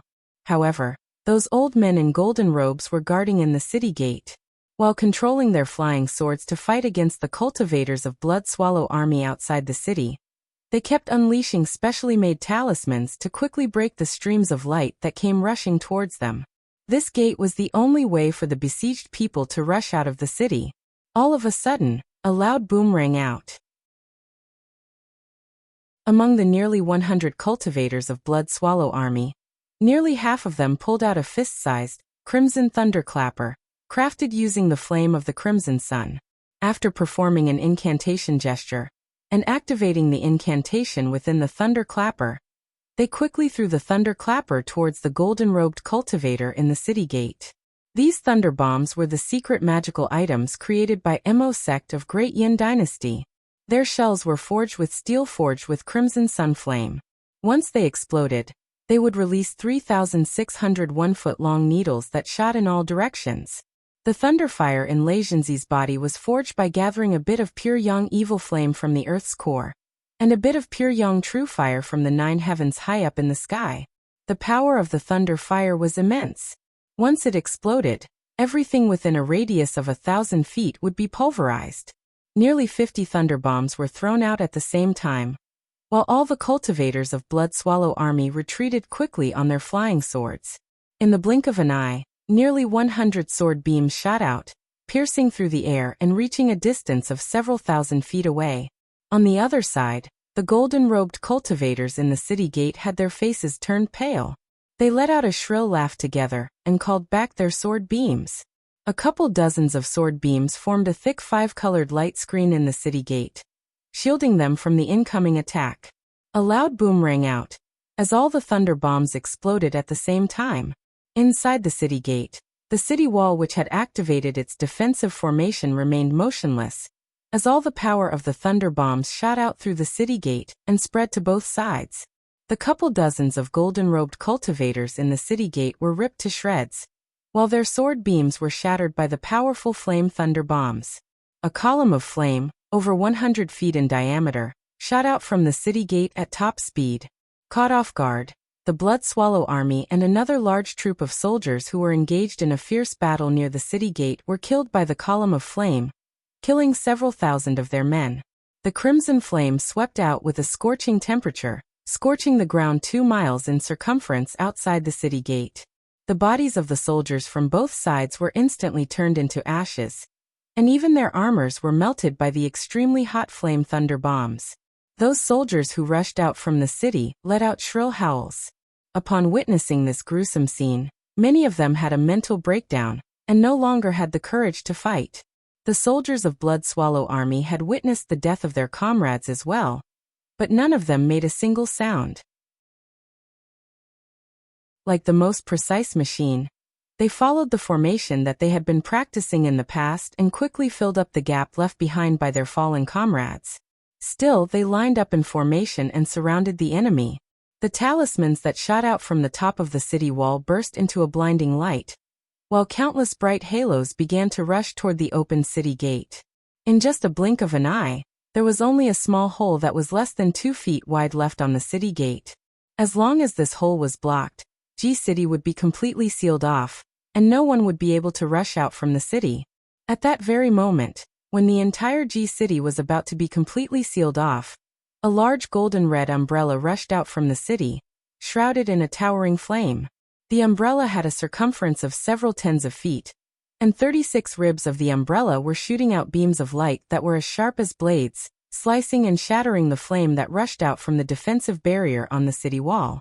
Meanwhile, 12 fist-sized red pearls on top of the umbrella were shooting out a flame that was over 1,000 feet long.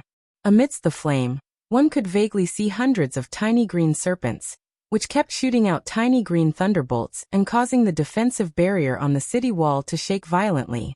A burly man, who stood over 10 feet tall and clad in a golden armor, was holding the umbrella and standing firmly in the city gate. With a stern voice he roared, "Somebody, escort the young miss out of the city. Quick, quick. All the defensive barriers have been activated. I can't hold on for long." Right after the burly man let out a few roars, a group of over 30 imperial eunuchs, each clad in the robe of a high-ranking eunuch, suddenly appeared on top of the city gate. Each of them was holding a 36 feet tall flagpole in their hands, and on top of it, a formation flag that measured approximately 10 feet in circumference was waving and waving rapidly, bringing up a bright whirlpool that looked like a raging whirlpool.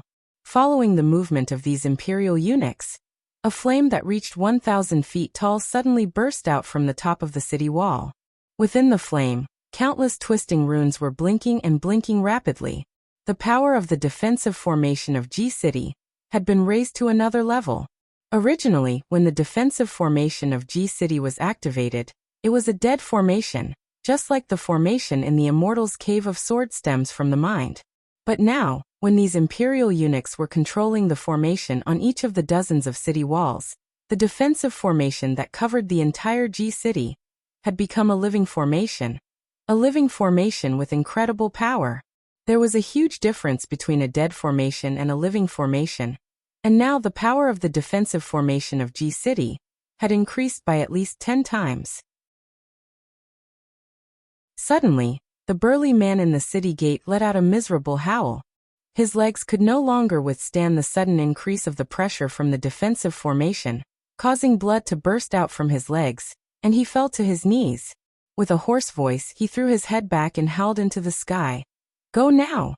What are you waiting for? Quickly bring young miss away from here." As the flame on the defensive formation on the city wall rose again, and several dozens of green thunderballs the size of a human head took shape inside the city gate. When these thunderballs appeared, they quickly attached themselves to the surface of the umbrella and exploded. A series of deafening booms rang out, and the tremendous shockwave caused all the soldiers of Blood Swallow Army outside the city, as well as their opponents, to lose their balance and fall to the ground. 7 of the 12 pearls hanging on the umbrella exploded on the spot. A miserable howl rang out, as the arms of the burly man holding the umbrella were shattered by the tremendous force of the thunderballs. He coughed out a mouthful of blood and fell to the ground. A furious howl that sounded like a wounded ferocious beast was heard. The burly man threw his head back and howled into the sky. "Young miss, please tell Patriarch that I, your servant, have received a great kindness from Patriarch, and I have no way to repay him. Today I will open up a path for young miss, allowing you to escape from G-City. Tell Patriarch that when he saved your servant years ago, I swore to sacrifice myself to repay him. Today, your servant will fulfill my vow." Countless fireballs surged toward the center of the city wall. Just as they were about to join together and block off the city gate, the burly man suddenly widened his eyes. A golden light flashed near his dantian, and his body abruptly transformed into a clump of blood mist and sprayed out. The golden fireball swept across all directions, wiping away all the defensive formations in the city gate. Not only did Jean Dan's self-destruct exploded, the umbrella held in his hand had exploded as well. The remaining 5 pearls and 36 umbrella ribs exploded at the same time. The red flame mixed with the golden light emitted by Jean Dan's self-destruction nearly collapsed the city gate. Princess Zhonglu, together with 8 ghost immortals and 6 Xiongqing brothers, had arrived at the city gate. Looking at the golden red fireball rushing toward them, Princess Zhonglu let out a clear cry. The 5-colored divine ray behind her back began to roll and roll. With a wave of her hand, she unleashed several hundred tiny beams, which formed into a fine net in front of her and pulled away all the fireball. However, it was, after all, the destructive force caused by the self-explosion of a human immortal. Although Princess Zhonglu possessed a magical cultivation technique, she was still forced back by the counterforce. As a result, she lost her balance and fell to the ground in a sorry state, rolling and rolling back several hundred feet on the scorching hot ground that had a layer of melted layer on it. 8 ghost immortals let out a shrill cry, shooting out grayish-white sword beams and firmly sealing off the city gate. At the same time, Xiongqing brothers transformed into their true forms of bear demons. They were wearing a set of blood-red armor that looked exactly the same as the standard armor of Blood Swallow Army, but it was an upper-tier magical item. Wielding 6 huge wolf-tooth maces, they roared and leaped toward the city gate. The flames on the city wall were dimmed by the explosion of the burly man's Jindan, but in the blink of an eye, the flames on the city wall became even more intense. Countless light snakes quickly extended towards the city gate, and were about to seal the gate again. An ear-splitting noise of wind breaking was heard, as 6 flying swords, shrouded in purple thunderbolts, spun and dashed out from the city gate. Countless thunderbolts shot out from the swords, exploding and causing the defensive barrier near the city gate to flicker violently. 6 flying swords, whose shape could not be seen clearly, and could only be seen as a ball of green and white thunderbolts, had formed a small reverse formation inside the city gate, guarding the city gate firmly. No matter how the over 30 imperial eunuchs standing on top of the tower above the city gate performed incantation gestures and recited incantations, activating the defensive barrier on the city wall, the 6 flying swords remained motionless. 8 ghost immortals let out a shrill cry at the same time, shooting grayish-white sword beams towards the 6 flying swords with an immense ghostly aura. A mocking sneer was heard coming from within the city gate. "You're courting death. As ghosts, how dare you touch the 9th heaven's devil-subduing true thunder? Aren't you courting death?"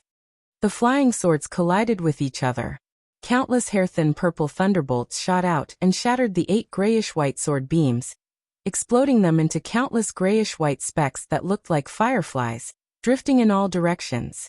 In addition, several dozens of drifting thunderbolts shot out from the city gate and smashed onto the bodies of a few ghost immortals, causing green smoke to rise from their bodies and making them fall back while howling miserably.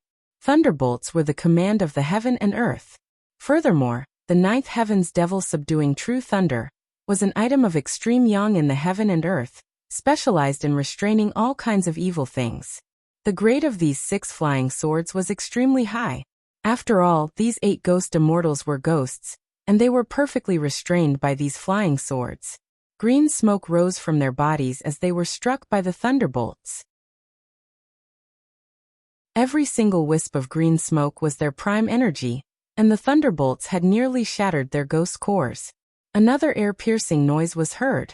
Escorted by a large group of golden-robed men, Wei Xiaoxiao had a panic-stricken face, sitting in a flying coach that was speeding towards the city gate. In just a blink of an eye, this group of people had rushed into the city gate, and were about to rush out from the city.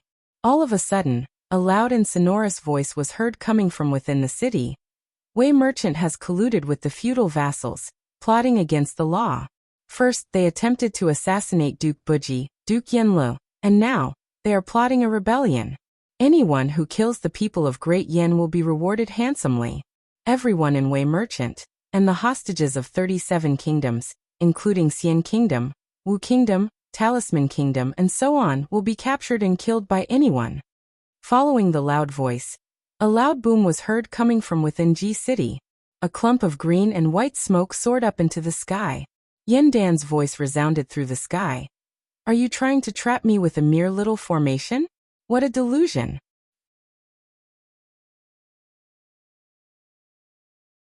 Chapter 145. When Princess Zhangli brought her men and rushed out, Wuxia had already begun his work. From his storage ring, he took out a dozen 9 cloud-piercing crossbows, and 10 bundles of 1,000 specially made bolts. Hastily, he tied the bolts with the explosive talismans specially made by Heavenly Spirit Sect. After wounding his enemies with explosive talismans twice in a row, Wuxia had become more and more proficient in using them. As a result, he kept several hundred of them in his storage ring at all times. With the help of the palace guards, several hundred explosive talismans were quickly tied to the bolts. Right at this moment, a loud explosion was heard coming from the front. Wuxia raised his head up, and saw Princess Zhangli being blown away by the self-detonation of a Jin Dan cultivator. After that, 6 flying swords enshrouded in lightning bolts dashed out, firmly guarding the only way out. 8 ghost immortals rushed forward desperately, trying to destroy the 6 flying swords. But instead, they were severely wounded by the 9th heaven's demon subduing true thunder. Letting out strange cries, They transformed into chilly winds and fled to Princess Zhongli's side. Wuqi kept all the bolts tied with explosive talismans into his storage ring, then took out a dozen cloud-piercing crossbows and sprinted towards the city gate. Along the way, the Blood Swallow army was engaged in a fierce battle with the troops that rushed out from the city gate. Occasionally, some ignorant men would try to hack and slash at Wuqi, but all of them would be kicked far away by Wuqi with a casual kick. How could these ordinary peak stage Hotian and Respiration tier warriors be a match for him? With just a few leaps, Wuqi had arrived at a place less than 1,000 feet away from the city gate. Right at this moment, Wei Xiaoxiao, who had an unsightly expression on her face and was escorted by many guards, strode out from the city gate. Princess Zhonglu, who had rolled on the ground for a long distance with her face and hair covered in dust, let out a furious roar and soared into the sky. Suddenly, a large patch of dark clouds appeared under her feet, within which lightning bolts could be seen flashing faintly. When she flew to an altitude of 1,000 feet, thousands of finger-thick silver lightning bolts burst out from the dark clouds, pouring down towards the city gate. Xiongqing and his brothers, who were rushing toward the city gate with their maces in their hands, raised their heads abruptly. When they saw the lightning bolts falling down from the sky, the 6 brothers were so frightened that they let out strange cries. Twisting their big butts, they turned around and ran away while dragging their maces.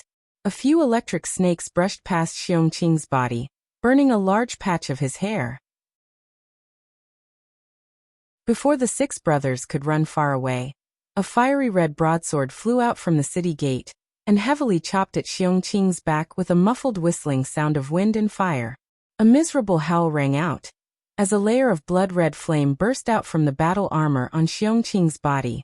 The defensive formation formed from 3 layers of runes barely managed to block the broadsword, but was shattered into pieces amidst the flame that shot out from the broadsword. The 1-inch thick blood-red armor was sliced apart by the blade, and the fat and muscular Xiongqing was sent flying hundreds of feet away. His 2 little eyes nearly popped out from his eye sockets, and he opened his mouth and coughed out a mouthful of blood that was filled with the power of fire.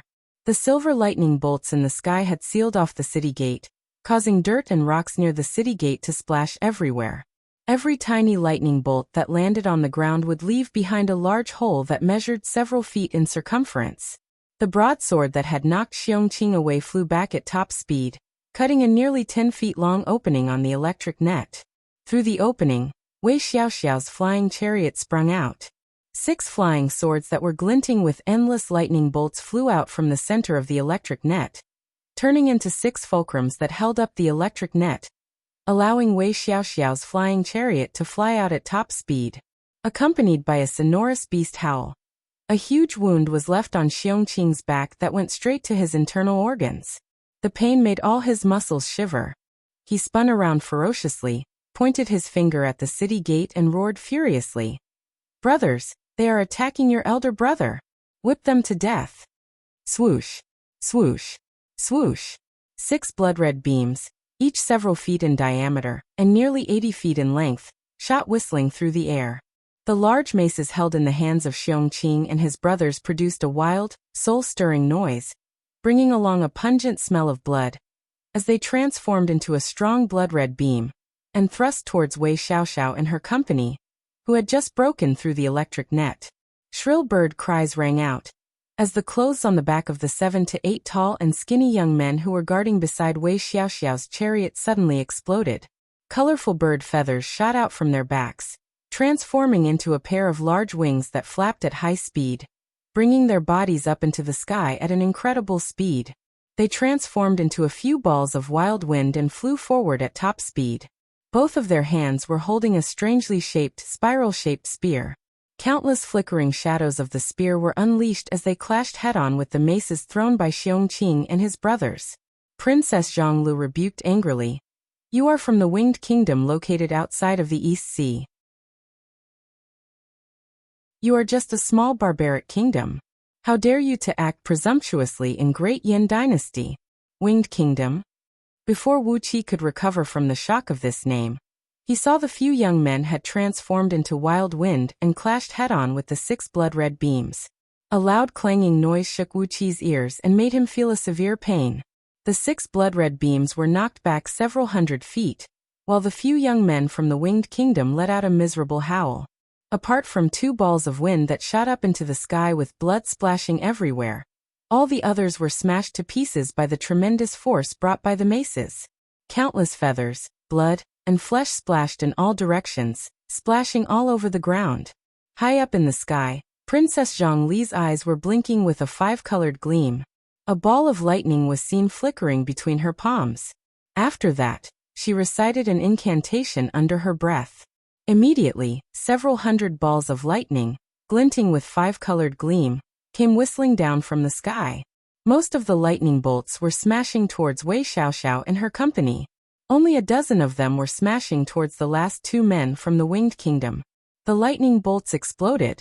The 2 men from the Winged Kingdom had their vitality severely wounded by the impact of the maces, and when they were struck by the full force of the thunderbolts unleashed by Princess Zhonglu, they were instantly smashed to pieces. Not even a single intact feather was left behind. Meanwhile, the rest of the lightning bolts were smashing towards Wei Xiaoxiao and her company with a deafening boom. Sitting inside the flying coach, Wei Xiaoxiao only had half of her body poked out from the window. When she saw the lightning bolts pressing down from above, she immediately cried out hastily, "Where is Wu Fan?" Following Wei Xiaoxiao's loud cry, the coachman who drove the flying coach for her suddenly leaped up. His body, which was about 9 feet tall, expanded abruptly, and a layer of skin on his body exploded, turning into countless pieces of skin that splashed in all directions. A giant, about 40 feet tall, with a skin as fair as ivory, a head of pale green hair, and a pair of eyes that shone with a purple gleam like the stars, suddenly appeared out of nowhere. He stretched both hands and clenched them in the air. An invisible suction force emerged and sucked all the lightning bolts into his palms. Then this man named Wu Fan clenched his hands together and rubbed them together. The few hundred lightning bolts unleashed by Princess Zhonglu were forcefully kneaded into a 10-feet-long lightning bolt, as tiny as a strand of hair. He raised his head and gave Princess Zhonglu a look, who was struck dumb with astonishment. Then he casually threw the lightning bolt towards Princess Zhonglu. A sharp hissing noise rang out, as the lightning bolt pierced through the cloud formed by Princess Zhonglu. Wuqi was scared out of his wits. He cried out with a stern voice, "Zixian?" Then he heard the melodious laughter of Princess Zhonglu coming from the sky. She giggled and said, "Thank you for your concern, Marquis. Zixian is fine. Hee, people of Longbow Kingdom. How dare you, a bunch of fools who only know how to fish turtles at the edge of the Great Eastern Ocean, meddle in the affairs of Great Yin Dynasty? Are you really not afraid of death?" A clump of green light hovered above Princess Zhongli's head. A fist-sized, square-shaped seal was seen hovering amidst the green light, emanating a vast amount of green light that swept across all directions, firmly protecting Princess Zhongli's body. Just now, the lightning bolt unleashed by Wu Fan had hit the green light protecting Princess Zhongli's body and shattered it into pieces. Yet, it couldn't hurt Princess Zhonglu at all. The man from Longbow Kingdom, Wu Fan, said with a deep voice, "Old Mr. Wei has hired Wu Fan as young Mrs. Personal Guard with a hefty sum of money. This is Wu Fan's duty. I think this seal should be the imperial seal of Great Yin Dynasty, right? Why is it in the hands of Princess Zhonglu?" A very faint cry of swallows soared up into the sky, as 8 light green swallows darted out from the seal, transforming into 8 flying swords that glinted with a cold gleam. Following the position of the 8 trigrams, they formed an exquisite sword formation, and quickly enveloped Wei Xiaoxiao and her company. Princess Zhonglu let out a long laugh and said, "This is not the imperial seal of Great Yin Dynasty, but a defensive treasure forged by old Mr. Mod for Zhonglu. Today is the first time for Zhonglu to use it, and I can use you to test the power of this treasure." 8 flying swords shot down from the sky, leaving behind several tens of feet long bright beams. They wheeled around and enveloped an area of a few miles in circumference within the sword formation. Gusts of wind gathered from all directions. Countless green wind blades danced and danced in the sky together with the 8 flying swords. In just a blink of an eye, the sky was filled with a misty green light. Wei Xiaoxiao gazed at Princess Zhonglu with a venomous look, then with a gaze that was 10,000 times more venomous, she stared straight at Wuqi. who was standing behind Xiongqing and applying some ointment to the wound on his back. Suddenly she pointed her finger at Wuqi and screamed hysterically, "Wu Fan, kill Wuqi. It is all because of him that my plan has come to naught.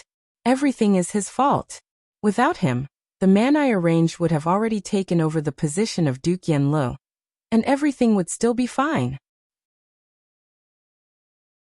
Ignoring the 8 flying swords and the wind blades that blotted the sky, Wu Fan took just one step and arrived before Wu Qi, thrusting his fist right into Wu Qi's face. In front of Wu Fan, who stood over 40 feet tall, Wu Qi was just like a little mouse in front of a big cat. Wu Fan's fist was even bigger than Wu Qi. Although the fist was still several tens of feet away from Wu Qi, the force of the fist had already caused the ground beneath Wu Qi's feet to crack and crack. Wu Qi gave Wu Fan a faint smile, then raised his hands up high. 2 9-cloud-piercing crossbows shot out their bolts. Wu Fan was smiling as well. As if he did not mind it at all, he continued thrusting his fist and thrusting it towards Wu Qi. Ordinary bolts could never hurt him. Even if these bolts pierced into his body, it was just like a few embroidery needles poking into the palm of an ordinary man. What was the big deal? In the blink of an eye, Wu Fan let out a shrill and miserable howl. Holding his right fist and retreating hastily, a large amount of sticky and dark blood was spraying out from the pores of his right arm, and the muscles on his arm were twitching and twitching, while a large amount of dark smoke was rising from his arm. What Wu Qi shot out was not the standard bolts, but the kind he brought out from Meng Mountains. It was a prickle that contained a deadly poison, and could make a burly man as strong as a bull shrink into a small meatball in just 2 to 3 breaths. Although Wu Fan had a strong fleshly body, he could not do anything to this poisonous prickle. In just a blink of an eye, a sheet of dark smoke had spread from the back of his fist to his shoulder. Wu Fan's eyes flashed with a purple gleam. He let out a furious roar and thrust his left palm forcefully. A miserable howl echoed out as Wu Fan chopped off his right arm from the shoulder. Blood sprayed several hundred feet away, splattering all over Wu Qi's face. The sword of Greedy Wolf transformed into a dark beam and thrust out with an ear-splitting howl, piercing through Wu Fan's heart, who was caught unprepared. The entire sky was filled with sword beams and wind blades. In just a blink of an eye, a green tornado had tightly trapped Wei Xiaoxiao and her company within it. Princess Zhongli threw her head back and let out a loud laugh. "Wei Xiaoxiao, be a good girl and stay in Ji City, waiting for my imperial grandpa to deal with you." Then, she pointed her finger at the seal hovering above her head. Immediately, the blades of wind thrust towards the core of the tornado, while whistling through the air. Witnessing Wu Fan losing his life, Wei Xiaoxiao's beautiful eyes shone with a ferocious gleam, as if a cornered dog would do something desperate.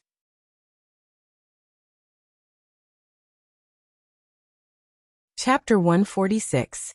Once again, Yandan's loud cry was heard coming from within Ji City. "A bunch of shameless fellows, how dare you plot a rebellion? Do you really think I, Yandan, am a dead man? Kill, kill, kill, kill, kill, kill, kill, kill." 7 thunderous cries of kill rang out.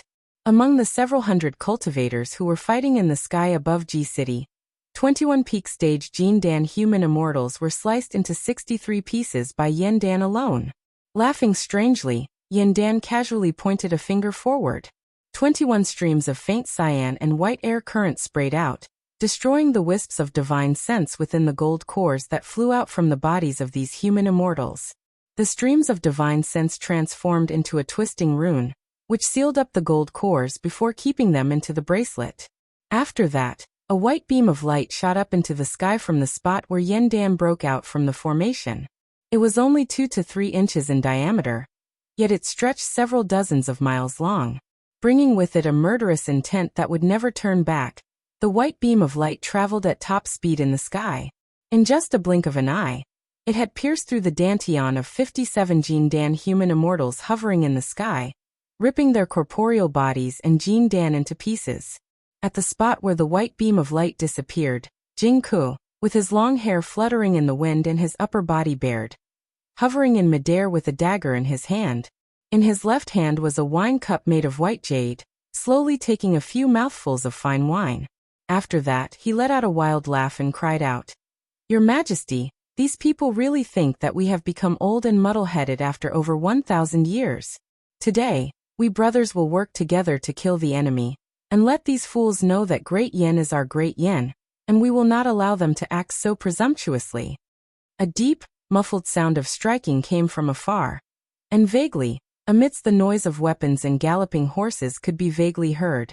Gao Jianli, with his clothes disheveled and his long hair fluttering behind his head, was seen sitting cross-legged on a hassock that was emitting a faint white gleam.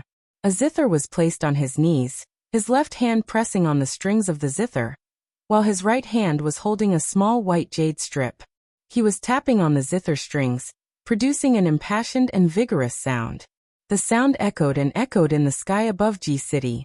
Suddenly, a large sheet of white light burst out from the bodies of those Jin Dan human immortals who were loyal to Yin Dan.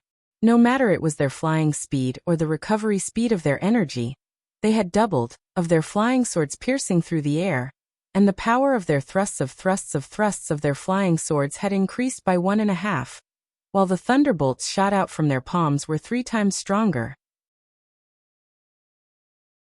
On the other hand, those human immortals of Gold Core Realm, who were fighting against them, were having their bodies wobbling, and on the verge of collapsing.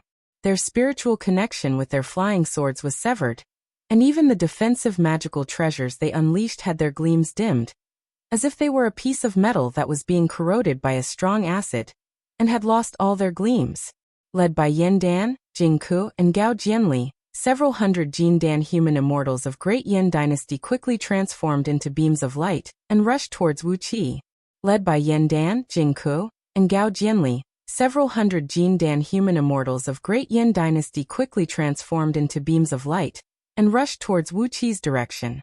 From nearly 100 miles away, Yin Dan had already cried out loudly, "Zixian, well done! Leave all these traitors to Grandpa Emperor. This time, Grandpa Emperor is going to unleash a massacre, wiping out all the clans of these traitors." After being praised by Yin Dan, Princess Zhongli became even more spirited. She let out a sonorous cry, as the 5-colored divine ray behind her back began to ripple. A strong wind was stirred up in the sky, as all the gusts of wind within 500 miles of circumference turned into green waves that one could see with naked eyes and rushed towards them at top speed. They were swallowed by the seal hovering above her head, then transformed into countless wind blades that swirled chaotically in the sky, sealing off all possible escape routes for Wei Xiaoxiao and her company. Wei Xiaoxiao let out a shrill cry filled with resentment. She spun and shouted furiously at the many attendants and guards who followed behind the chariot. "Burn your blood and burn your soul. I'll definitely treat your family members generously. If you fall into the hands of Great Yin Dynasty today, all of us will have to die." Following Wei Xiaoxiao's cry, 36 golden-robed cultivators, whose cultivation base ranged from Respiration Realm of Xiantian Realm to beginner tier of Jin Dan Realm, dashed out from the formation, forming into a strange cubic formation in the sky. At the same time, each of them pulled out a pitch-black bone blade, exerting all their strength to stab at their eyes, throat, chest, dantian, left and right ribs, and a dozen other vital body parts. Every stab had pierced through their bodies. On the surface of the pitch-black bone blade, tiny green runes could be vaguely seen emerging, while shrill howls of devils kept ringing out.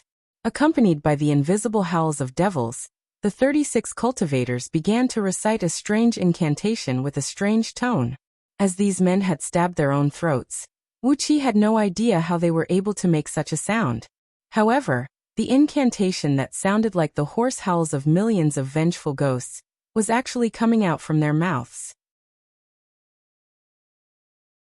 Following the incantation, their skin, flesh, internal organs, and everything else fell off from their bodies. Before they could touch the ground, they had already turned into grayish-white ashes that drifted in the air. 36 pale white skeletons were seen hovering in midair. A great amount of blood was seen circulating around these skeletons, while an immense evil aura kept rushing out from the void, quickly injecting into these skeletons' bodies. Wei Xiaoxiao let out a strange laugh. From under her sleeve, she pulled out a talisman made from an unknown black bone, then threw it into the air. The talisman was 1 foot and 2 inches long, 6 inches wide, and 1 inch and 2 feet thick. Instead of calling it a talisman, It was more accurate to call it a brick. On the surface of the pitch-black talisman, strange runes were inlaid using white human tendons and human hair. Between these runes, there were several hundreds of heads of devils, each as small as a sesame seed. However, even Wuxia could see them clearly from over 1,000 feet away. These pale green devil heads were baring their fangs, as if they were living creatures. An immense evil aura towered into the sky. Lightly waving her finger, Wei Xiaoxiao let out a hideous laugh and said, "Bring out the sacrificial offerings. These damn fools, it was them who delayed me. If not, I would have long rushed out of Ji City, and would not be stopped here." She turned her head and gave the army behind her a glance, then pursed her lips into a cruel and cold-blooded smile. Following behind Wei Xiaoxiao's coach were a large group of cultivators and top-notch warriors from Wei Merchant, who were hiding in Ji City. Apart from them, there were also the hostages from several dozens of vassal kingdoms who were condemned by Yan Dan as conspiring to rebel, together with their attendants and personal guards. As Wei Xiaoxiao gently waved her hand, all the cultivators from Wei Merchant struck out at the same time. Sword beams shot out like a waterfall, killing over 300 hostages and their attendants on the spot. Wei Xiaoxiao let out a strange laugh, then she let out a loud, almost hysterical scream. The sword beams from the cultivators from Wei Merchant flashed again. They ripped the hostages and their personal guards into pieces, throwing their bloody internal organs, bones, and flesh into the sky. A faint dark mist sprayed out from the bodies of 36 skeletons, wheeling rapidly around these sacrificial offerings. In just a blink of an eye, all these sacrificial offerings were swallowed into the dark mist. More ashes kept falling down from the sky. All the sacrificial offerings had their blood and essence sucked dry, leaving only a wisp of ashes behind. A satisfied burp could be heard in the air, and an extremely powerful and oppressive aura spread out from the sky. The 36 skeletons suddenly converged inwards, and all of their bones suddenly shattered. Then they quickly pieced together like Lego blocks, and formed a huge pitch-black skeleton that was 30 feet tall. The skeleton was shrouded in dark mist, and its skull was extremely huge, at least 3 times bigger than the skull of an ordinary human. Vaguely, the strange-looking skeleton let out a hideous laugh, opened its mouth and swallowed the talisman thrown into the sky by Wei Xiaoxiao. After that, its body abruptly transformed into a semi-liquid state that looked like rippling water. The huge skeleton opened its mouth, and vaguely, a clump of dark mist was seen twisting and condensing rapidly in its mouth. In just a few seconds, when Yan Dan was still several tens of miles away from them, the huge skeleton suddenly opened its mouth and sprayed out a stream of dark mist, shooting straight towards Princess Zhanglu. Countless shrill ghost howls soared up into the sky, as the dark mist brought with it a boundless cold and evil aura, shooting straight towards Princess Zhanglu. Along the way, countless wind blades and sword beams tried to stop the dark mist, but they were all shattered into pieces by the dark mist. Princess Zhanglu cried out in alarm. Riding on the dark cloud, she sped to a side and fled at top speed. But in the end, the dark mist chased after her like a shadow, slamming viciously onto her protective green mist. Boom, boom, boom, boom. Countless muffled yet dense sounds of explosions rang out. Princess Zhanglu coughed out a mouthful of blood, and was knocked flying away by the dark mist. A dazzling green glow burst out from the seal protecting her body. After that, the light flickered, and the seal was sent flying several tens of thousands of feet high up into the sky by the tremendous force, falling into an unknown direction. The energy stone left behind by Princess Zhanglu in the seal was destroyed by the tremendous force. She coughed out another mouthful of blood, and the dark cloud beneath her feet began to show signs of dispersing. The surrounding wind blades and sword beams shrunk inwardly, thrusting towards the huge dark skeleton in a disorderly manner. However, the body of this dark skeleton was extremely tough. 8 flying swords that were infinitely close to the grade of lower-tier magical treasures kept smashing on its body, but they could only produce a large number of sparks, and did not leave any mark on its body. The huge, deformed skeleton let out a long cry, while both of its claws began to draw and tear in the surroundings. Suddenly, the 8 flying swords were pinched between its claws, and with a casual rub, they were crushed into powder. A gust of dark chilly wind rose from the ground, as the dark skeleton tore apart the green wind that blotted the sky. The chilly wind carried Wei Xiaoxiao's coach and the company of people from Wei Merchant, turning them into a stream of dark mist and fleeing towards the south at top speed. Wuqi raised up his 9-cloud-piercing crossbow, and in that very moment, he had emptied over 20 bolts that had been loaded on the crossbow. The explosive talismans exploded on the surface of the dark mist, yet they could only send wisps of dark smoke into the air, and did not cause any harm to the man trapped in the dark mist. As if the dark skeleton had sensed the evil intention from Wuqi, it immediately lowered its head and thrust out a slap towards Wuqi. A shrill cry echoed out, as a huge palm print, measuring over 100 feet in circumference, shot out from the palm of the skeleton, accompanied by a deep rumble of wind and thunder, and a flame that stretched several thousand feet. It smashed down towards Wuqi's head. Wuqi dared not to face this huge palm head-on. He threw away the crossbow, and with a sway of his body, he borrowed the sword beam of Sword of Greedy Wolf, and fled nearly 1,000 feet away. A loud boom rang out. As the ground began to shake violently, a palm print, measuring several hundred feet in circumference, was deeply imprinted on the ground. The palm print sunk nearly 1,000 feet deep into the ground, and a dense dark smoke rose from the soil underneath. It had been corroded by some unknown devil force into a stinking, sticky liquid that looked like ink. The dark mist flew past Wuqi's head, and in just a blink of an eye, it had vanished without a trace. Yandan, Jingku, and a few other men leaped onto their sword beams and gave chase at top speed, following the direction where the dark mist fled to. About 2 hours later, Yandan and his men, who had an unsightly expression on their faces, slowly returned to Ji City and returned to the imperial palace. Among the several tens of thousands of men who fought with Blood Swallow army outside the city, more than 80% of them were killed on the spot. The rest of them had their cultivation base destroyed and were thrown into the prison built underneath the imperial palace.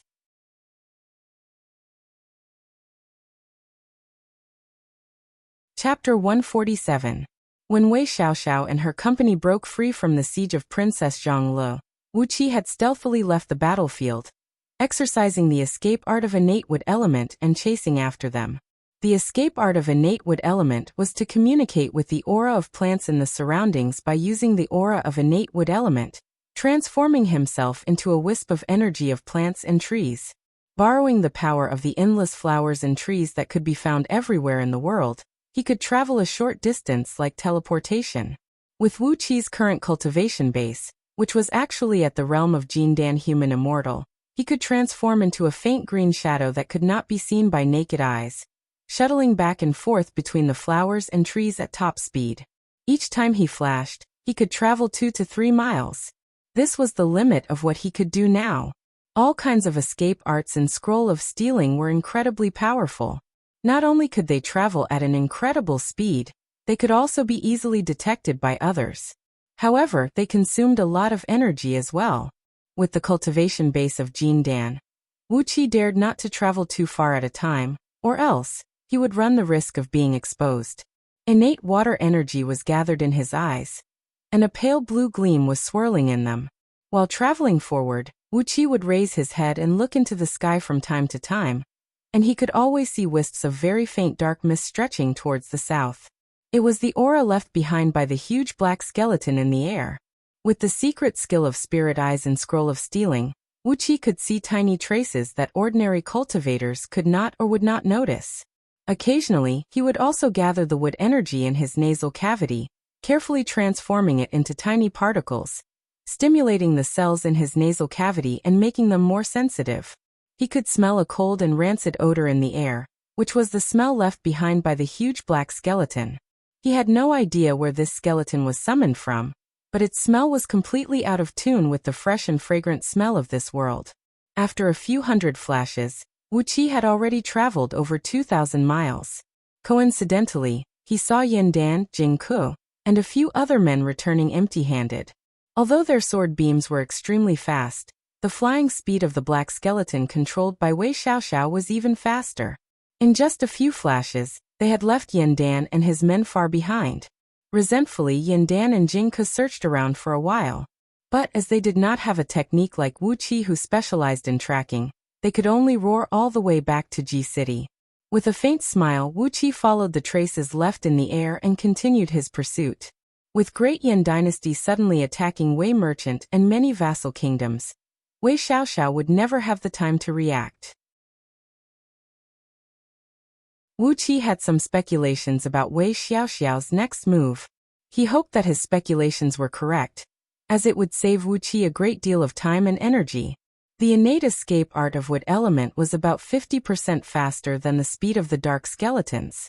Not long after that, Wuxia had caught up with Wei Xiaoxiao and the others, who were fleeing at top speed. The black cloud suddenly descended, and some of the people from the various vassal states walked down from it, quickly fleeing in all directions.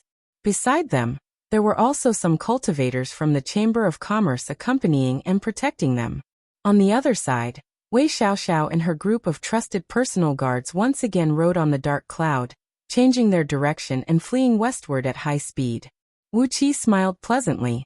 Those fleeing vassal states had nothing to do with him, as eradicating the rebellion was the official duty of Great Yan Dynasty. He was only concerned about Wei Xiaoxiao's next move. Since she was fleeing westward, then his estimation was correct. Wei Xiaoxiao was heading to Lu Qingfeng's fief. The fief of 2 counties inherited by the ancestors of Duke Yanlu of Great Yan Dynasty was located 5,000 miles southwest of Ji City. Wei Xiaoxiao fled southward for several thousand miles, then turned westward. Obviously, her destination was Lu Qingfeng's fief. There was no mistaking it. Together with Wei Xiaoxiao and her company, the dark cloud flew for several thousand miles, passing through several hundred cities that were densely populated with people, and gradually entered a dark mountain ridge, where no trees or grass grew. The mountain ridge was undulating, stretching for 2,000 to 3,000 miles. The mountain ridge was so steep that it looked like countless sharp blades were piercing into the sky.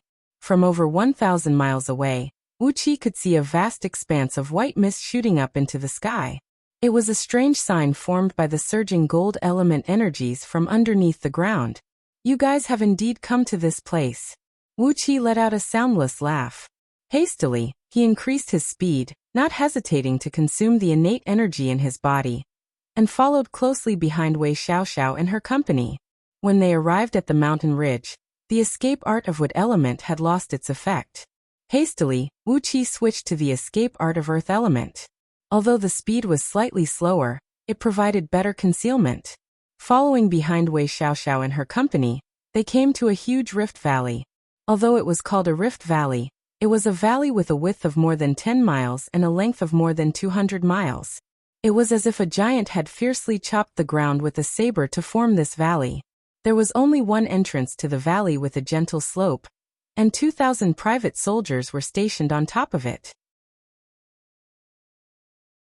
Judging from the armors worn by them and the badges pinned on their chests, these soldiers were the private guards of Wei Merchant. Wuxia could not help but grin coldly. Wei Merchant was really fast. Right after Lu Buwei and Lu Qingfeng came to an agreement, they had already stationed their soldiers here. Then he heard Wei Xiaoxiao's shrill cry coming out from the dark cloud.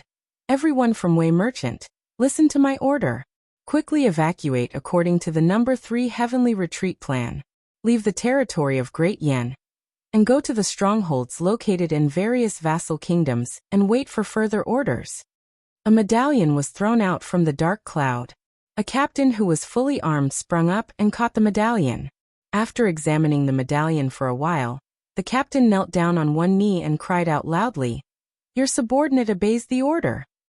He gave the medallion a brief look, then handed it over to his adjutant standing right next to him and cried out sternly, "Gather all the brothers and retreat. Throw away all the burdensome things and change into the clothes of ordinary people. Bring along the luggage that has been prepared beforehand, and split up into different groups and evacuate at the fastest speed." While giving out the order, the captain quickly stripped off his armor. After that, he changed into 2 sets of coarse burlap clothes that were commonly worn by the poor people of Great Yan Dynasty. Carrying a bamboo basket in his hand, he spun and left with a dozen soldiers who had also changed into different outfits. The rest of the captains had also changed their clothes at the fastest speed. After that, they set fire to the barracks and storehouses, and set the entrance of the Rift Valley ablaze. After that, they quickly regrouped and retreated. In just the time to finish a pot of tea, not a single person was left in the spacious barracks. Wuxia could not help but be surprised by the efficiency of these people. Paying no attention to the retreating private army of Wei merchant, Wuxia carefully traveled underground, all the way to the depth of the valley.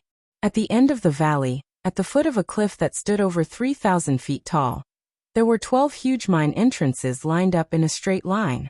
Huge and complicated gears, steel cables, and all kinds of machines densely covered these mine entrances. A few crimson copper furnaces were erected near these mine entrances, emanating a scorching heat that towered into the sky. An enormous amount of steam energy was seen rolling and rocking out from these copper furnaces, driving those huge machines to operate continuously. Wuxia stared at the unbelievable scene with his eyes wide open and mouth agape. Tiny Mo characters were engraved on the surface of these machines. Obviously, they were all made by Mo sect. Amidst a deafening clanging noise, a huge metal platform rose up from one of the mine entrances. It was fully stacked with glistening iron ores. Judging from the weight, it was approximately 50,000 kilograms. A couple dozens of miners, who only had a coarse cloth wrapped around their crotch, were standing next to the ores, laughing and having a heated discussion about their harvest today. A dark cloud descended from the sky, as Wei Xiaoxiao walked out from it with big strides, together with over 100 cultivators from merchant. With a twisted and ferocious face, Wei Xiaoxiao pointed her finger at those miners and cried out sternly, "Kill! Kill all the miners, and dismantle all the machines. The rest of you follow me." A sword beam darted out and chopped off the heads of 7 miners. After that, Wei Xiaoxiao brought nearly half of the cultivators, and the huge dark skeleton, riding on a beam of light and dashing into the third mine entrance from the left. Meanwhile, the other cultivators were grinning hideously, riding on their sword beams and dashing into the other mine entrances. Very soon, miserable shrieks and cries of alarm could be heard coming from the mine entrances. Wuxia listened to the miserable shrieks coming from the other mine entrances, shook his head helplessly, and chased after Wei Xiaoxiao and her company. He wanted to save these miners, but there was nothing he could do. There were too many of them, and a few of them were human immortals of Jin Dan. If they came in batches and killed their way into the mine, how could he save all of them? Following behind Wei Xiaoxiao with the escape art, Wuxia plunged into the third mine, which was a complicated tunnel that looked like a spider web.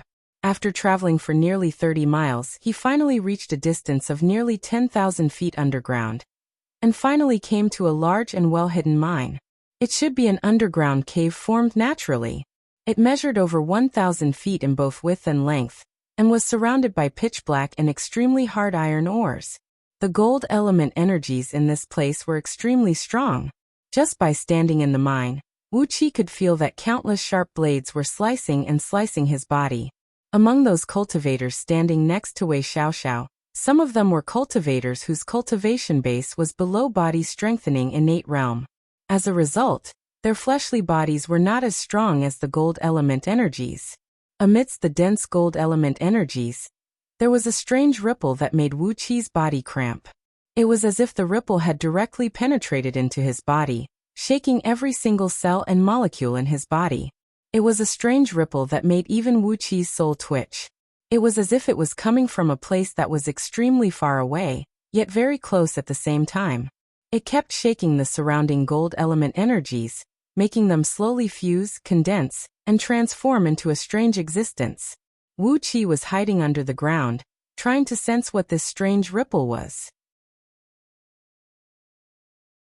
Suddenly, he heard Wei Xiaoxiao screaming, "Everyone, use your strongest dermic power and strike now!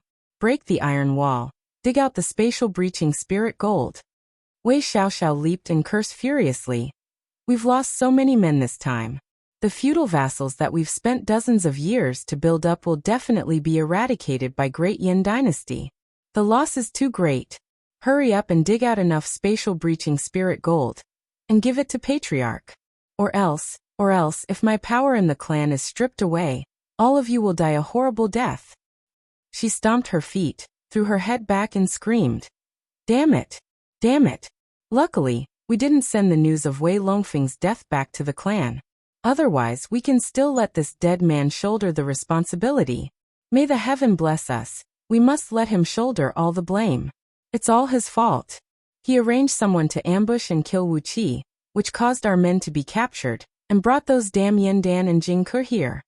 Amidst Wei Xiaoxiao's hysterical curses, several dozens of cultivators unleashed their sword beams and various magical treasures, unleashing all sorts of incantations and talismans, trying their best to bombard the surrounding iron walls in a haphazard manner.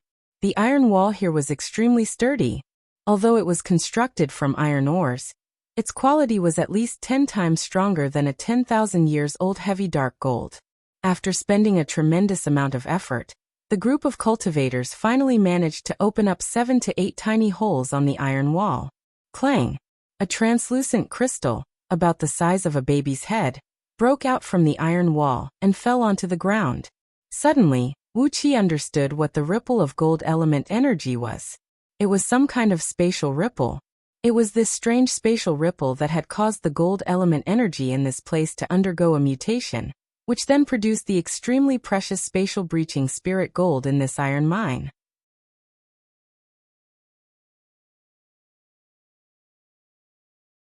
Chapter 148. Accompanied by a loud and joyful laughter, Wei Xiaoxiao strode quickly and came before the spatial breaching spirit gold. She grabbed it up and laughed wildly. Wonderful! This is it. With 10,000 pieces of spatial breaching spirit gold like this, it will be more than enough for me to explain myself to Patriarch. Quick, before the people from Great Yin Dynasty find this place, dig out at least 10,000 pieces of spatial breaching spirit gold for me. After shoving the spatial breaching spirit gold into her storage ring, Wei Xiaoxiao scolded furiously. What are you waiting for? Do it now. Without enough spatial breaching spirit gold, if Patriarch finds out the truth, I will have to bear the responsibility, and the power of my clan will be stripped away. As my personal guards, how good will it be for you? After losing your power, how much better can you be compared to those servants who only serve tea and water? Wei Xiaoxiao glanced at the several dozens of cultivators around her, sneered and said, Fortunately, we have that idiot Wei Longfeng as our scapegoat. Only then do we have the hope of getting away with this crime. Remember this well. Just tell them that I brought you here to dig out the spatial breaching spirit gold. And Wei Longfeng ran amok in Ji City, causing Yandan to come and probe us personally. That was the reason why we were exposed. You know what you should say, and what you shouldn't. Those cultivators looked at each other, exchanged a few glances, and at the same time, exerted all their strength to attack the surrounding iron walls. At that moment, the entire mine was filled with sword beams that were shooting in all directions. Thunderclaps kept ringing out, and the ground was shaking slightly. The iron walls were being blasted apart, and the broken iron ores were piled up on the ground. After over 15 minutes of hard work, only one lucky embryonic breath realm cultivator of Xiantian realm managed to dig out a fist-sized piece of spatial breaching spirit gold from the iron wall. All the others found nothing. Approximately 1 hour later, apart from a few human immortals of Jin Dan realm, who were still trying their best to form sword incantations, controlling their flying swords to pierce through the iron wall, the rest of the cultivators below Jin Dan realm had long been exhausted to the point of dizziness and weakness in their bodies. They sat on the ground panting, meditating and regulating their breath, consuming some spirit pills to replenish their energy. Wei Xiaoxiao was very dissatisfied with the efficiency of these cultivators. After a round of curses, she personally controlled her flying sword and thrust it towards the iron wall. Clang! Wei Xiaoxiao's red sword beam hit the iron wall and produced a large amount of sparks, as it chopped off a piece of iron or the size of a toddler's fist. The huge rebounding force sent her sword light flying more than 100 feet away, brushing past her body and almost chopping off one of her arms. Wei Xiaoxiao was so frightened that her face turned green. With a blank expression, she looked at those subordinates who were sitting on the ground and regulating their breaths, and wisely shut her mouth. Wuxia shook his head and used his escape technique to descend into the ground. 10,000 pieces of spatial breaching spirit gold? Judging from the working efficiency of Wei Xiaoxiao and her men, It would take them at least 8 to 10 days to finish the excavation. However, they should have the time to waste here with the iron wall.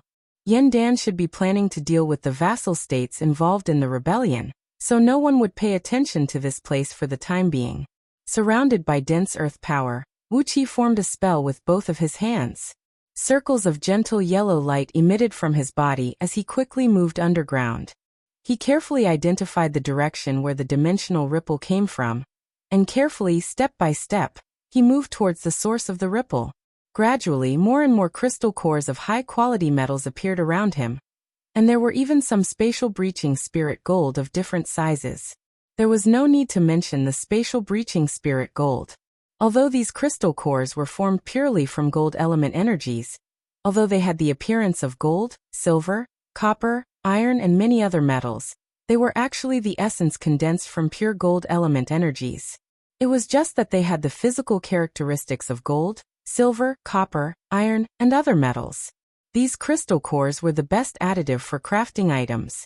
Even if it was an upper-grade magical treasure, as long as a tiny bit of this crystal core was added during the crafting process, it would be able to greatly improve the power of the magical treasure and the strength of the magical treasure itself. This was also a rare treasure, and if one were to purchase them in the market of 4 seas, it would cost a huge sum of money. At the same time, Wuxia shoved all the materials into his storage ring. As a cultivator had a long lifespan, it was not a bad thing to store more materials. Wuxia kept descending, and when the materials and spatial breaching spirit gold he collected had filled up all 3 storage spaces in his storage ring and bracelet, he suddenly felt the ground beneath his feet was empty. He had finally arrived at a strange space. At this point of time, the energy in Wuqi's body had been nearly depleted. If he still could not arrive at this place, he would have to consider returning to the surface to replenish his energy. The gold element energies found in the soil and mountain rocks here were extremely dense, and had turned the ground into a large block, like a steel ingot. Fortunately, Wuxia was using an innate escape art. If it were those cultivators around Wei Xiaoxiao who were using all sorts of earth escape art, perhaps right after they entered the ground, they would have been crushed into pieces by the gold element energies. Even so, the energy Wuxia had consumed in this place was at least 100 times more than when he was in an ordinary place. He nearly ran out of energy to support him to come to this place. Taking a few deep breaths, Wuxia stared at the strange space in front of him, and could not help but be struck dumb. It was a huge stone chamber, measuring about 1 mile in both width and length, and over 300 feet in height. It had a domed dome, which was obviously excavated by man. Because of the extremely dense gold element energies, the walls of this chamber had turned as white as snow, glinting with a dazzling golden gleam. Spatial breaching spirit gold and various metal crystal cores, the size of a human head, were embedded on the walls. At first glance, it was hard to tell how many of them there were. Right in the middle of the domed dome, there was a white lotus with 49 petals, naturally condensed from the gold element energies. A vague shadow of a sword could be vaguely seen in the stamen of the lotus, and a 10-feet-long white beam was seen flickering from time to time, emanating an incredibly fierce and sharp aura. Cautiously, Wuqi's divine sense approached the sword shadow. As a result, a sharp aura suddenly burst out from the sword shadow, causing Wuqi's divine sense to suffer a severe injury. His body trembled, and a mouthful of blood sprayed out to a distance of 30 feet. This is the spirit cave of gold element, a soul condensed from an innate thread of gold element energies. If it were to fully take shape, it would be a supreme-grade spirit item. What a pity, judging from its young age, I'm afraid it would take at least several tens of thousands of years for it to fully take shape. Wuxia looked at the white beam which had given him a great deal of suffering, and murmured under his breath, "But it is not too bad. When it is about to take a corporeal form, no one will be able to control it, unless it is a heaven immortal. Although it has a very powerful power now, its soul is completely blank. It's just the right time to use it as an item spirit." After a brief moment of pondering, Wuxia pulled out the sword of Greedy Wolf, clenched his teeth and made a cut on his wrist, forcing out a large amount of blood essence and spraying it onto the surface of the sword. Locking the blood with his divine sense, He painted a great number of sealing talismans found in Scroll of Stealing on the body of the flying sword. After that, he carefully took a long distance back. After that, he unleashed the flying sword and shot it towards the lotus flower condensed from gold element energies in the center of the dome. The sword beam pierced through the air. Like a fierce tiger whose territory was invaded, the white beam let out a loud cry as it shot out from the stamen of the lotus flower and smashed brutally onto the sword of Greedy Wolf. A large sheet of red light burst out, as several dozens of twisting blood-red runes shot out from the sword, tightly trapping the white beam and forcibly dragging it into the sword.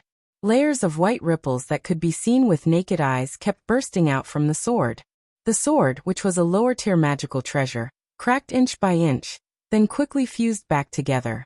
However, the speed of cracking was much faster than the speed of fusing. It seemed that the sword could no longer withstand the power of the white beam, and was about to be torn into pieces. Sighing and crying, Wuxia clenched his teeth and bit the tip of his tongue, forcing out 3 drops of his prime blood essence, which was extremely precious to any cultivator, and spat them onto the sword of Greedy Wolf. The blood-red runes on the body of the sword shone brightly, transforming into a large net and tightly trapping the twisting white beam inside the sword. Not fearing that his energy would be damaged, Wuxia took out all sorts of spirit pills given to him by Princess Zhonglu, and kept pouring them into his mouth.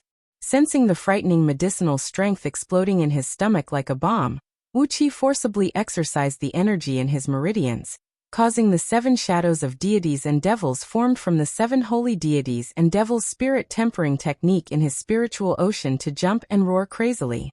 Carefully, they brought up towering waves of water, earthy energies, flame, and shadows of trees as they approached the divine flame of order that was burning brightly in the center of his spiritual ocean.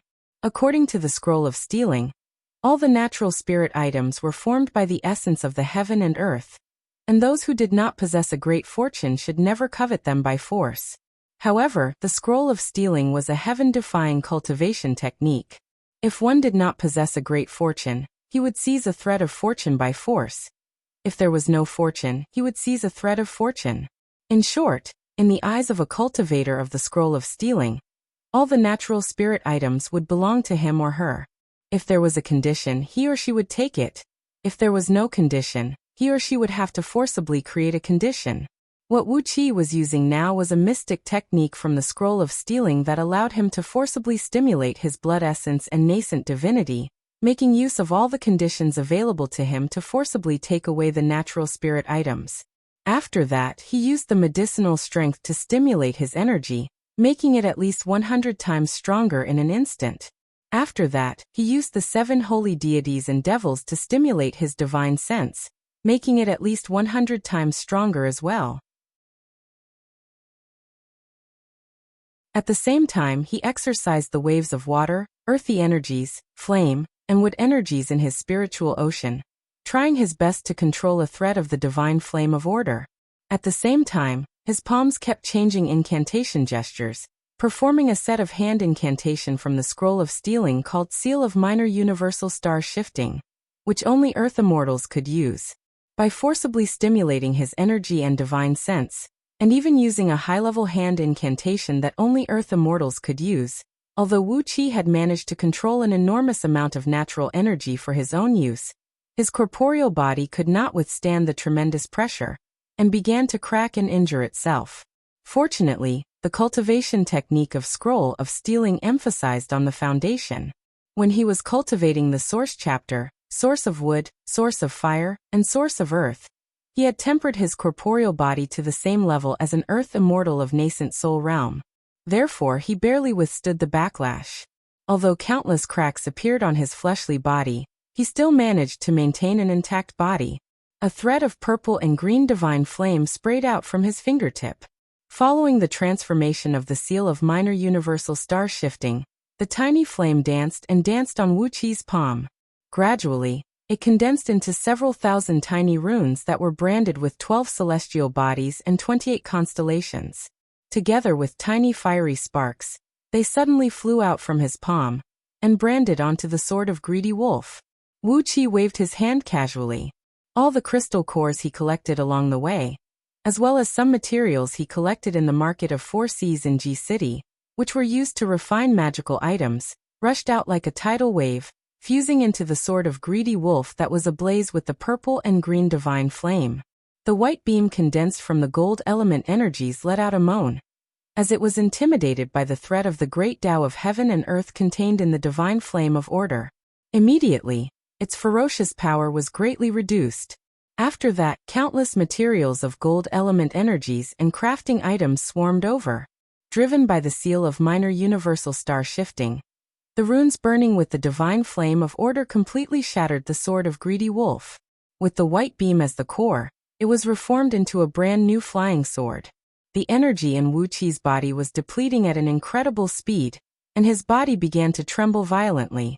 He did not care whether his body could withstand it or not. He grabbed a couple dozen bottles of spirit pills that could replenish his energy and swallowed them. With that, he managed to maintain the energy in his body at a level that was infinitely close to nascent soul realm. His divine sense was throbbing at an incredible speed, while all 10 of his fingers moved as if they were flying. Very quickly, he branded 108 famous flying sword formation diagrams found in Scroll of Stealing onto the newly born sword of greedy wolf. A thunderclap rang out, as a pitch-black flying sword, its shape indistinguishable, shot up into the sky, and was about to break through the void and fly away. Wuqi gave a loud cry. He opened his mouth and coughed out a stream of bright red blood, smashing forcefully onto the flying sword.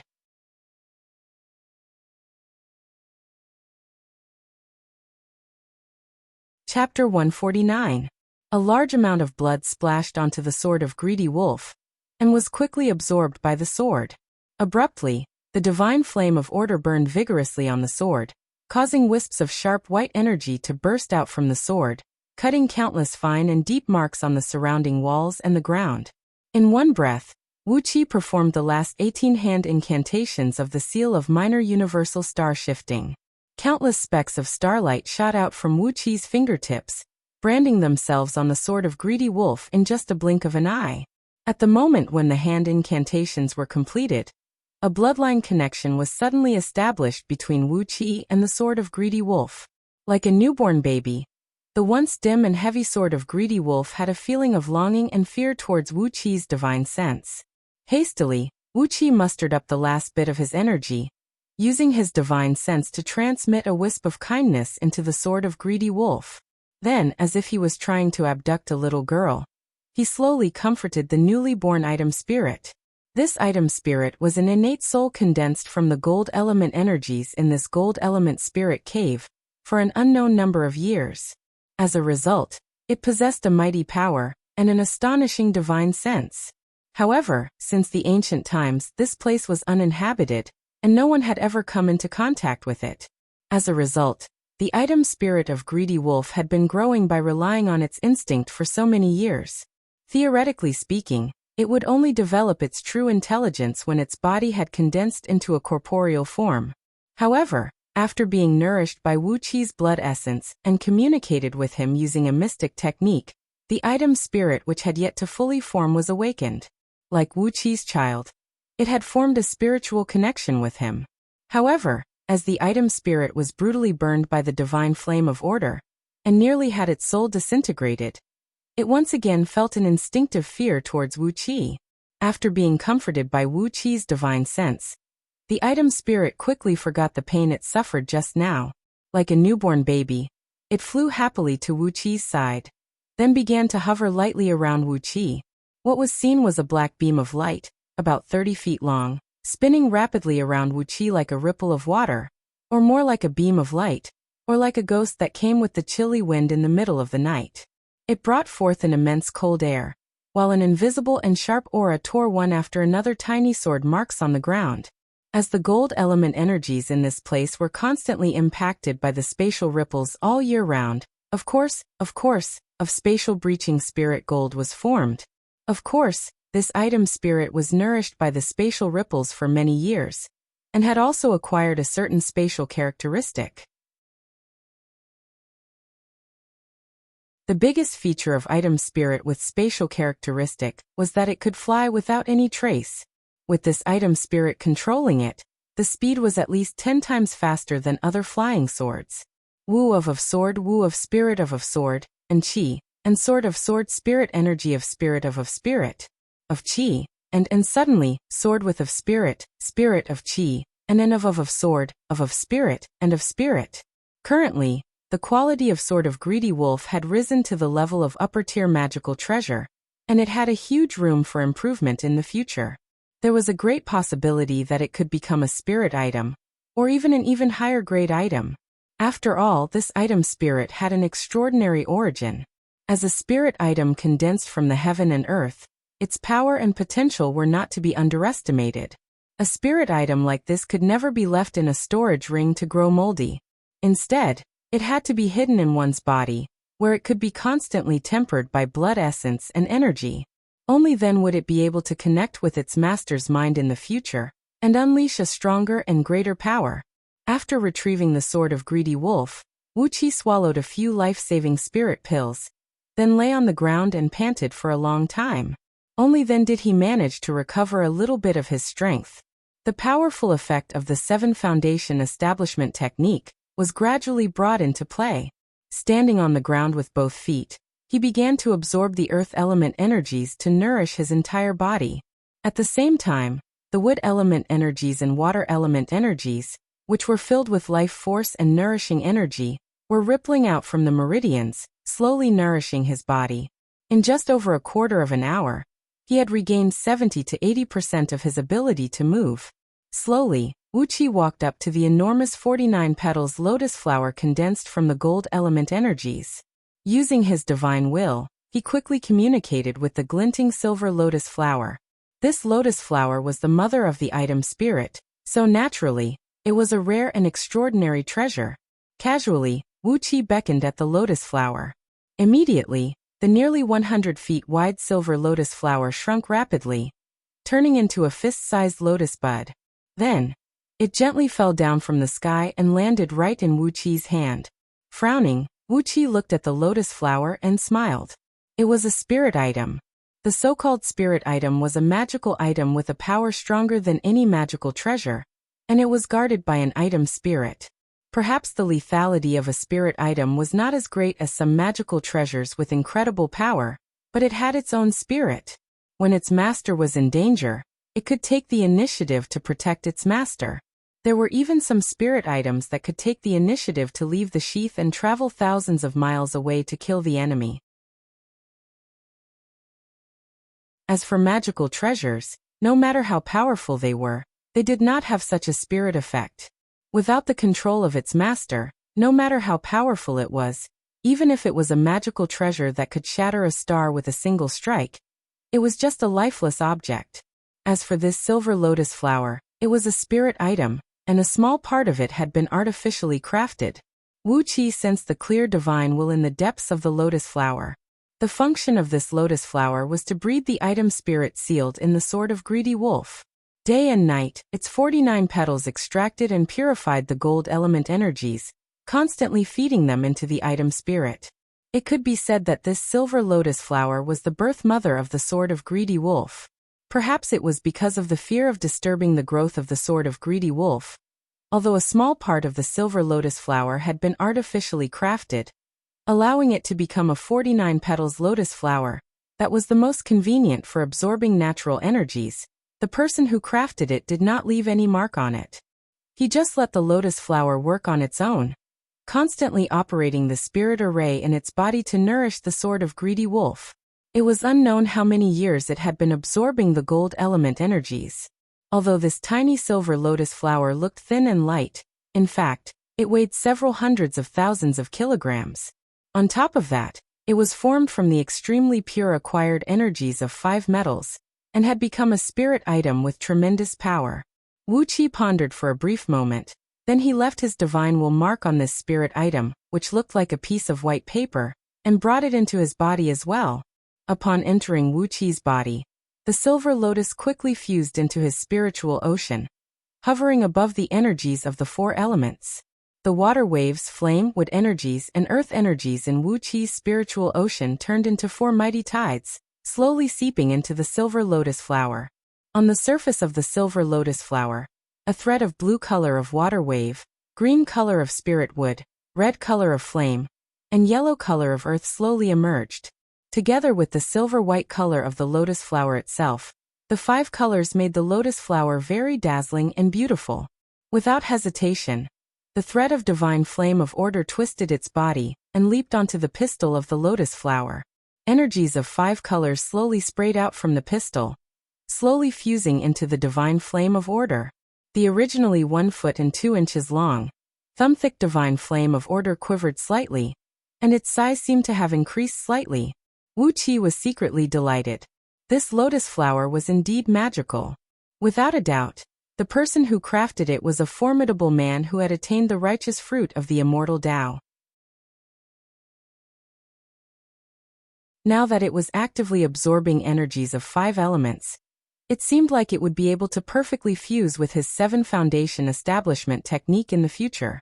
Perhaps he could turn this silver lotus flower into a very powerful treasure that could be used for both defensive and offensive purposes. With its intrinsic quality, which had been tempered by the gold element energies for many years, and together with the power of the innate energies of 5 elements, the future of this treasure was even greater than the sword of greedy wolf. Taking a deep breath, Wuxia cast away all the distracting thoughts, took a few steps forward carefully, and came to the core of the cave, where the pistil of the lotus flower was originally facing. The ground here had sunk down, forming a perfectly round, 3 feet deep pool. The pool had a diameter of several tens of feet, and the spirit liquid in it was crystal clear, not moving at all. At the bottom of the pool were countless runes and formation diagrams, and right in the middle of the pool was a thumb-sized black pearl, emanating a faint spatial ripple.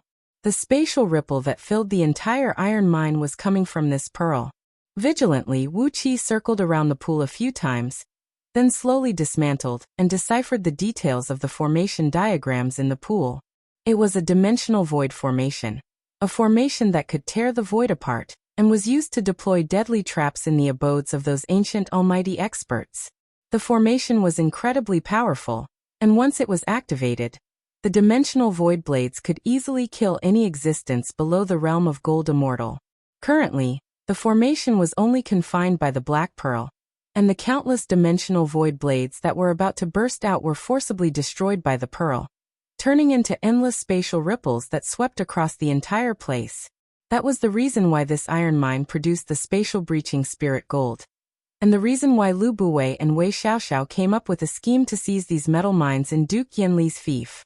Initially, they only wanted this iron mine, but in order to fool the public, they decided to obtain the management rights of all the metal mines in Duke Yanli's fief. First, Yan Helua was sent here. When he was chased away by Wuxia, Wei Xiaoxiao was sent here personally.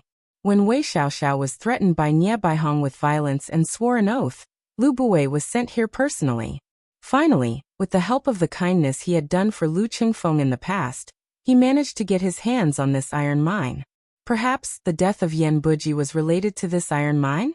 Nevertheless, Wuxia was not in the mood to find out the reason. He gave the black pearl a greedy look, then shook his head. The outer dimension Great Void formation was not something he could control now. Even a first-tier heaven immortal did not have the ability to construct a formation like this. Wuxia knew everything about this formation, but his overall strength was too weak. Even though he knew everything about this formation, he could not do anything to it.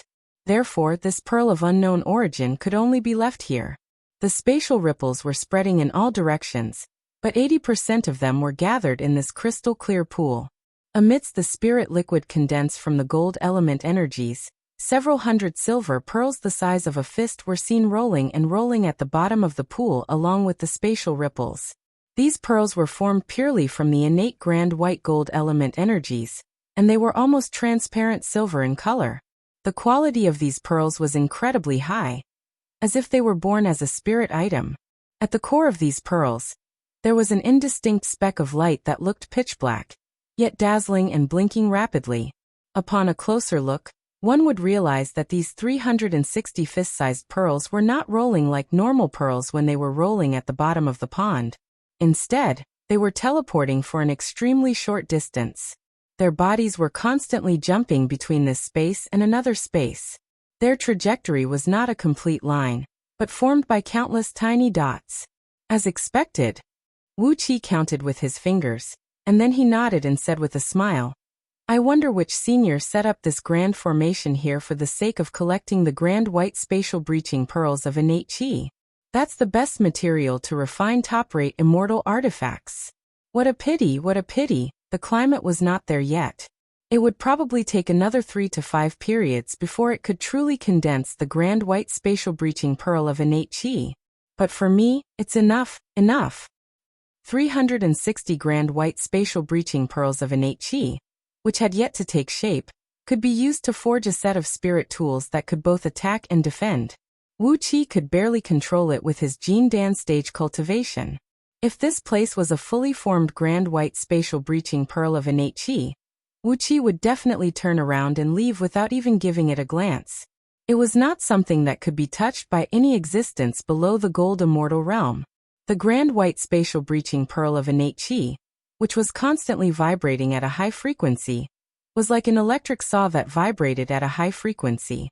Any existence below the gold immortal realm, whether it was their flesh or divine sense, would be torn to shreds by the high-frequency vibration.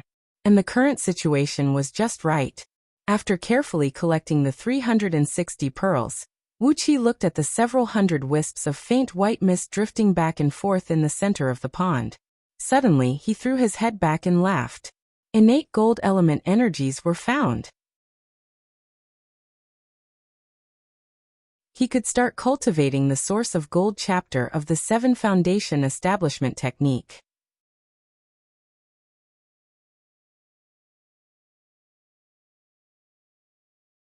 Chapter 150. The spirit liquid condensed from the gold element energies did not have much use, as it was just a raw material stored by the formation, used to nourish the grand white spatial breaching pearl of innate energies. After taking away the pearl, Wuxia did not even give the spirit liquid another look. Instead, the several hundred threads of innate gold element energies at the bottom of the pool made him burst with joy. He laughed so hard that tears almost flowed out from his eyes. Thank the heaven. Thank the senior immortals who had left so many precious treasures in this world.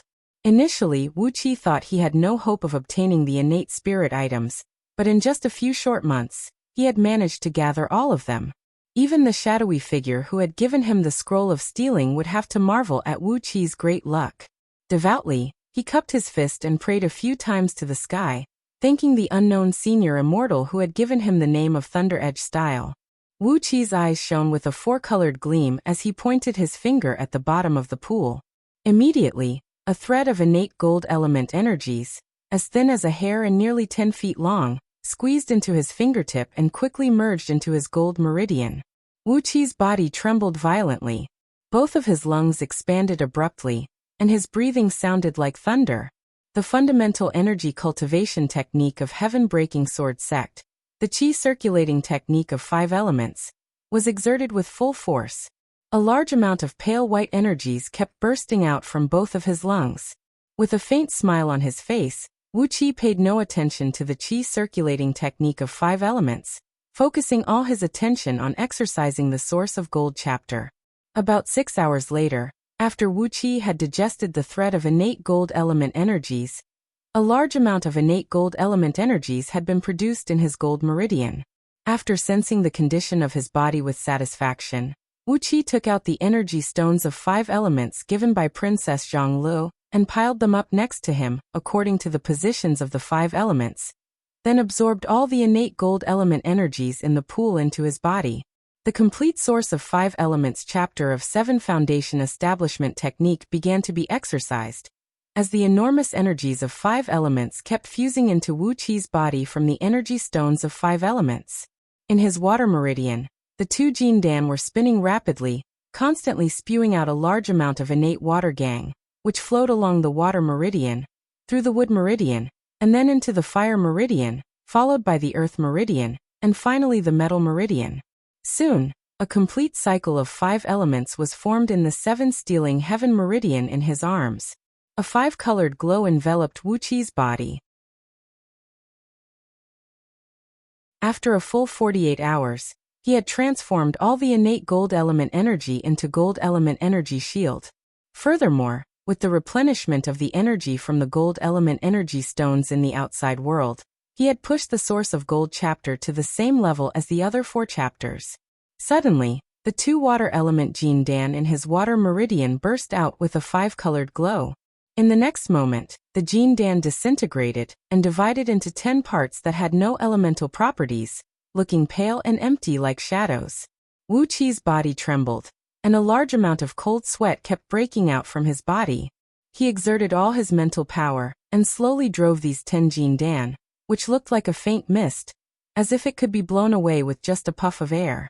Carefully, they moved along his meridians and settled down in the 5 meridians of gold, wood, water, fire, and earth. The energies of 5 elements were rolling and rolling, back and forth, transforming and generating each other. Gradually, these 10 extremely weak Jin Dan began to glow with the unique glow of the 5 elements, and their bodies were much more stable than before. This was the most magical technique in Scroll of Stealing, the golden light splitting technique, which could improve one's cultivation level together with the 5 elements. As long as one could form a Jin Dan with one elemental property, he could use this mystic technique to erase the Jin Dan's property, then divide the Jin Dan into 5 parts and place them in the 5 meridians of 5 elements. As long as he kept injecting the innate energies of 5 elements into the Jin Dan, then fusing it with his divine sense and soul, and with a certain amount of hard work, these Jin Dan would soon transform into a true Jin Dan, a false core. As long as he continued to work hard, tempering the water and fire elements, it wouldn't take too long for the false core to reform into a true Jin Dan. By using this mystic technique, it could at least save Wuqi 100 years of hard cultivation. However, it would consume a huge amount of blood essence and energy. But with Scroll of Stealing, he could absorb the blood essence and energy of others to replenish his own body. So this little bit of blood essence and energy was nothing. Not only did the core splitting technique consume a lot of blood essence and energy, it also divided the divine sense of the Jin Dan, which had already taken shape. It was like a few slashes on Wuqi's soul, causing him to twitch from head to toe in pain. Luckily, he did not faint. However, with the 7 holy deities and devils protecting his soul, it was impossible for Wuqi to faint even if he wanted to. All he could do was to clench his teeth and endure the endless pain.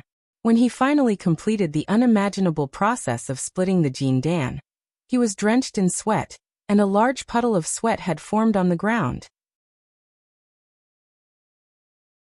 Lying on the ground, he did not even have the strength to breathe.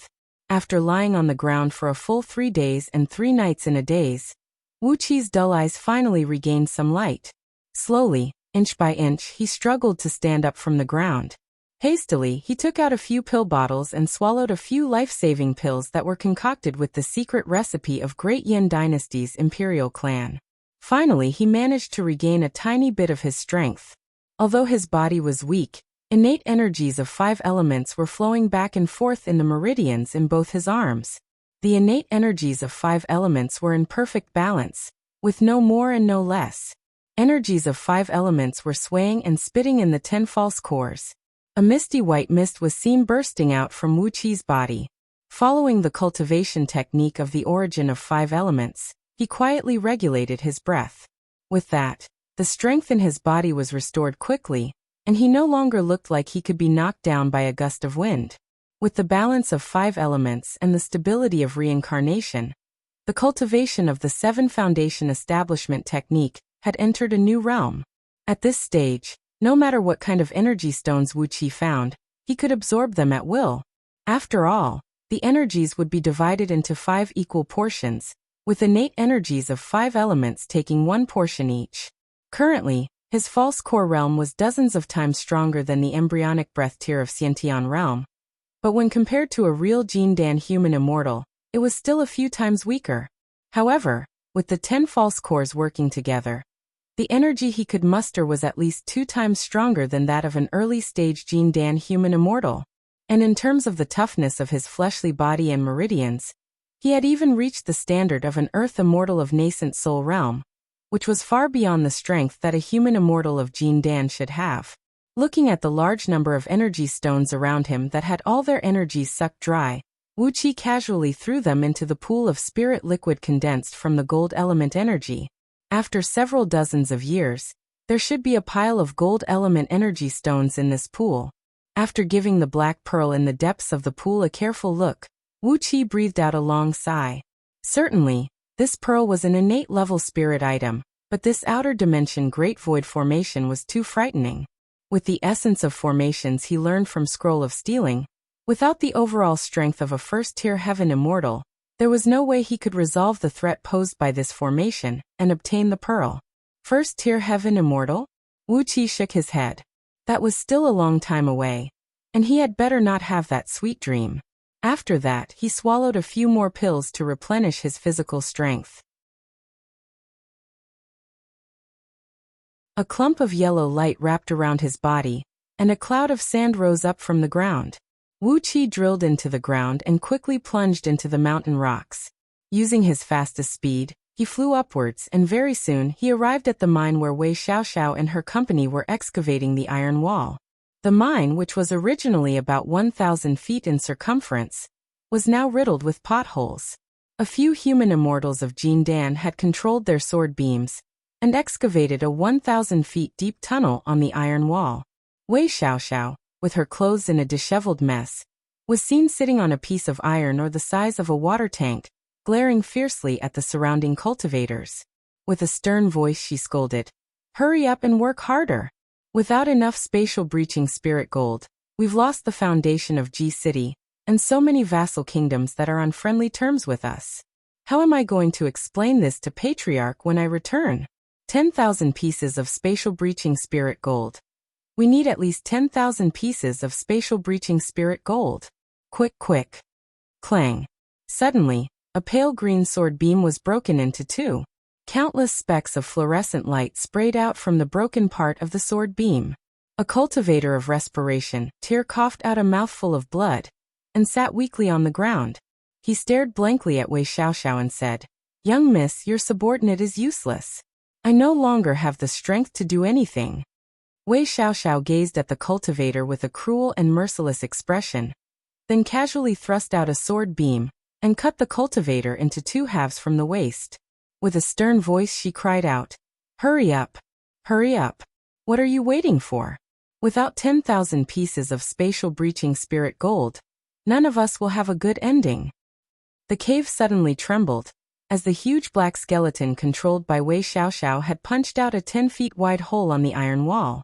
From the hole rolled out a dozen pieces of spatial breaching spirit gold of different sizes. Wei Xiaoxiao let out a loud laugh and cheered. Without hesitation, she sprung up and dashed towards the black skeleton, shoving all the spatial breaching spirit gold into her storage ring. "A bunch of useless fools," Wei Xiaoxiao roared with laughter and said.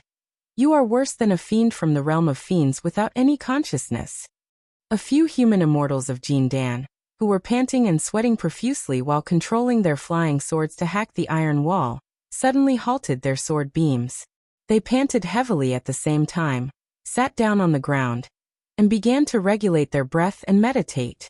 Two human immortals took out a pill bottle and shook it. The pill bottle was now completely empty, and there were no more pills that could replenish energy and spirit. They casually threw the empty pill bottle aside. Wei Xiaoxiao, who had just picked up the spatial breaching spirit gold, suddenly flew into a rage. She pointed her finger at those human immortals of Jindan and snapped, "What are you doing? Are you trying to rebel? What are you doing? Why don't you hurry up and do it? You bunch of useless fools. It has been so many days, yet you still haven't collected 10,000 pieces of spatial breaching spirit gold. How am I going to explain this to Patriarch when I return?" A cultivator of embryonic breath Tyr of Xiantian realm suddenly sprung to his feet. He stared at Wei Xiaoxiao and snapped, word by word, "Young miss, we all remember the order given to us by Patriarch before he left. He asked us to guard our base and concentrate on mining the spatial breaching spirit gold, and forbid us from offending Duke Yanlu and the people around him. Why did young miss insist on killing Wuxia? Instead, he took advantage of the situation and set up an ambush, which led to our defeat today." Another Xiantian cultivator rose to his feet as well. He stared at Wei Xiaoxiao and said furiously, "Young miss, all the responsibility is caused by your own decision. Why do you want us to bear the blame together with young miss? We will tell Patriarch the truth. On the night when Patriarch left, Wei Longfeng was assassinated by someone. We suspect that young miss is the one who sent someone to assassinate him." A cold gleam appeared in Wei Xiaoxiao's eyes. She sneered and said, "What reason do I have to assassinate him?" The first Xiantian cultivator said with a cold voice, "For the sake of holding the absolute power, you controlled the entire Wei merchant of Great Yan dynasty alone." Wei Xiaoxiao stared at the two Xiantian cultivators and snorted coldly, "Why are you bringing up this question now?" The second Xiantian cultivator said angrily, "The rocks here are soaked by the gold element energies all year round, making them at least 100 times stronger than steel. Our flying swords are useless, and our spells are ineffective. We have to exhaust all our strength, and only then can we mine 1 or 2 pieces of spatial breaching spirit gold. It is fine if young miss doesn't show compassion to your servants, but why do you have to speak so viciously to us?" Wei Xiaoxiao sneered. She did not say another word, but pointed her finger at the two Xiantian cultivators and said sternly, "Kill them." The dark skeleton behind Wei Xiaoxiao let out a shrill and strange howl. It swung its arm and unleashed a dim thunderbolt towards the two Xiantian cultivators. Wuxia was observing the scene with his divine sense. Carefully, he gave the dark skeleton behind Wei Xiaoxiao a glance, then turned to look at the few Jindan human immortals, who were sitting cross-legged and regulating their breaths. Perhaps it was because they had consumed too much energy over a long period of time. No matter it was the dark skeleton or the few Jindan human immortals, their energy was nearly depleted. After a brief moment of pondering, Wuxia suddenly squeezed out from the ground. The sword of Greedy Wolf transformed into a cold beam and shot out, thrusting straight towards the few Jindan human immortals.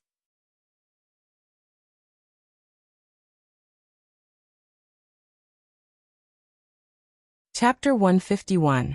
The spot where Wuxia sprung out from underground was less than 300 feet away from a few Jindan human immortals, who were sitting cross-legged and regulating their breath. After the sword of Greedy Wolf had devoured the item spirit formed from the fusion of gold element energies and spatial ripples, the sword beam had vaguely taken on the characteristic of short-distance teleportation, similar to the grand white spatial breaching pearl of innate energy. The speed of the sword beam was incredibly fast. Almost at the moment when it shot out from Wuqi's fingertip, it had already arrived before the faces of those Jindan human immortals. However, among these experienced Jindan human immortals, which one of them did not have 2 or 3 life-saving techniques? Then these Jindan human immortals roared furiously at the same time. "How dare you, little brat!" Tens of golden talismans, each measuring 40 to 50 feet tall and 3 feet wide, shot out from the top of these Jindan human immortals' heads, transforming into large sheets of golden light that shielded their bodies.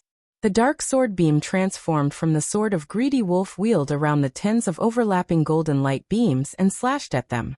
Within the golden light, all the Jindan human immortals were thrown off their feet, knocked to the ground by the tremendous force contained in the sword beam. Amidst jarring cracking noises, nearly half of the golden light beams were ripped to shreds, but the rest of the golden light beams were still intact. The light was dazzling. All the Jindan human immortals who were knocked to the ground spat out sword beams from their mouths, which transformed into 10 feet long beams, and greeted the sword of Greedy Wolf. However, as they had been digging the iron wall for so many days, they had consumed too much of their energies.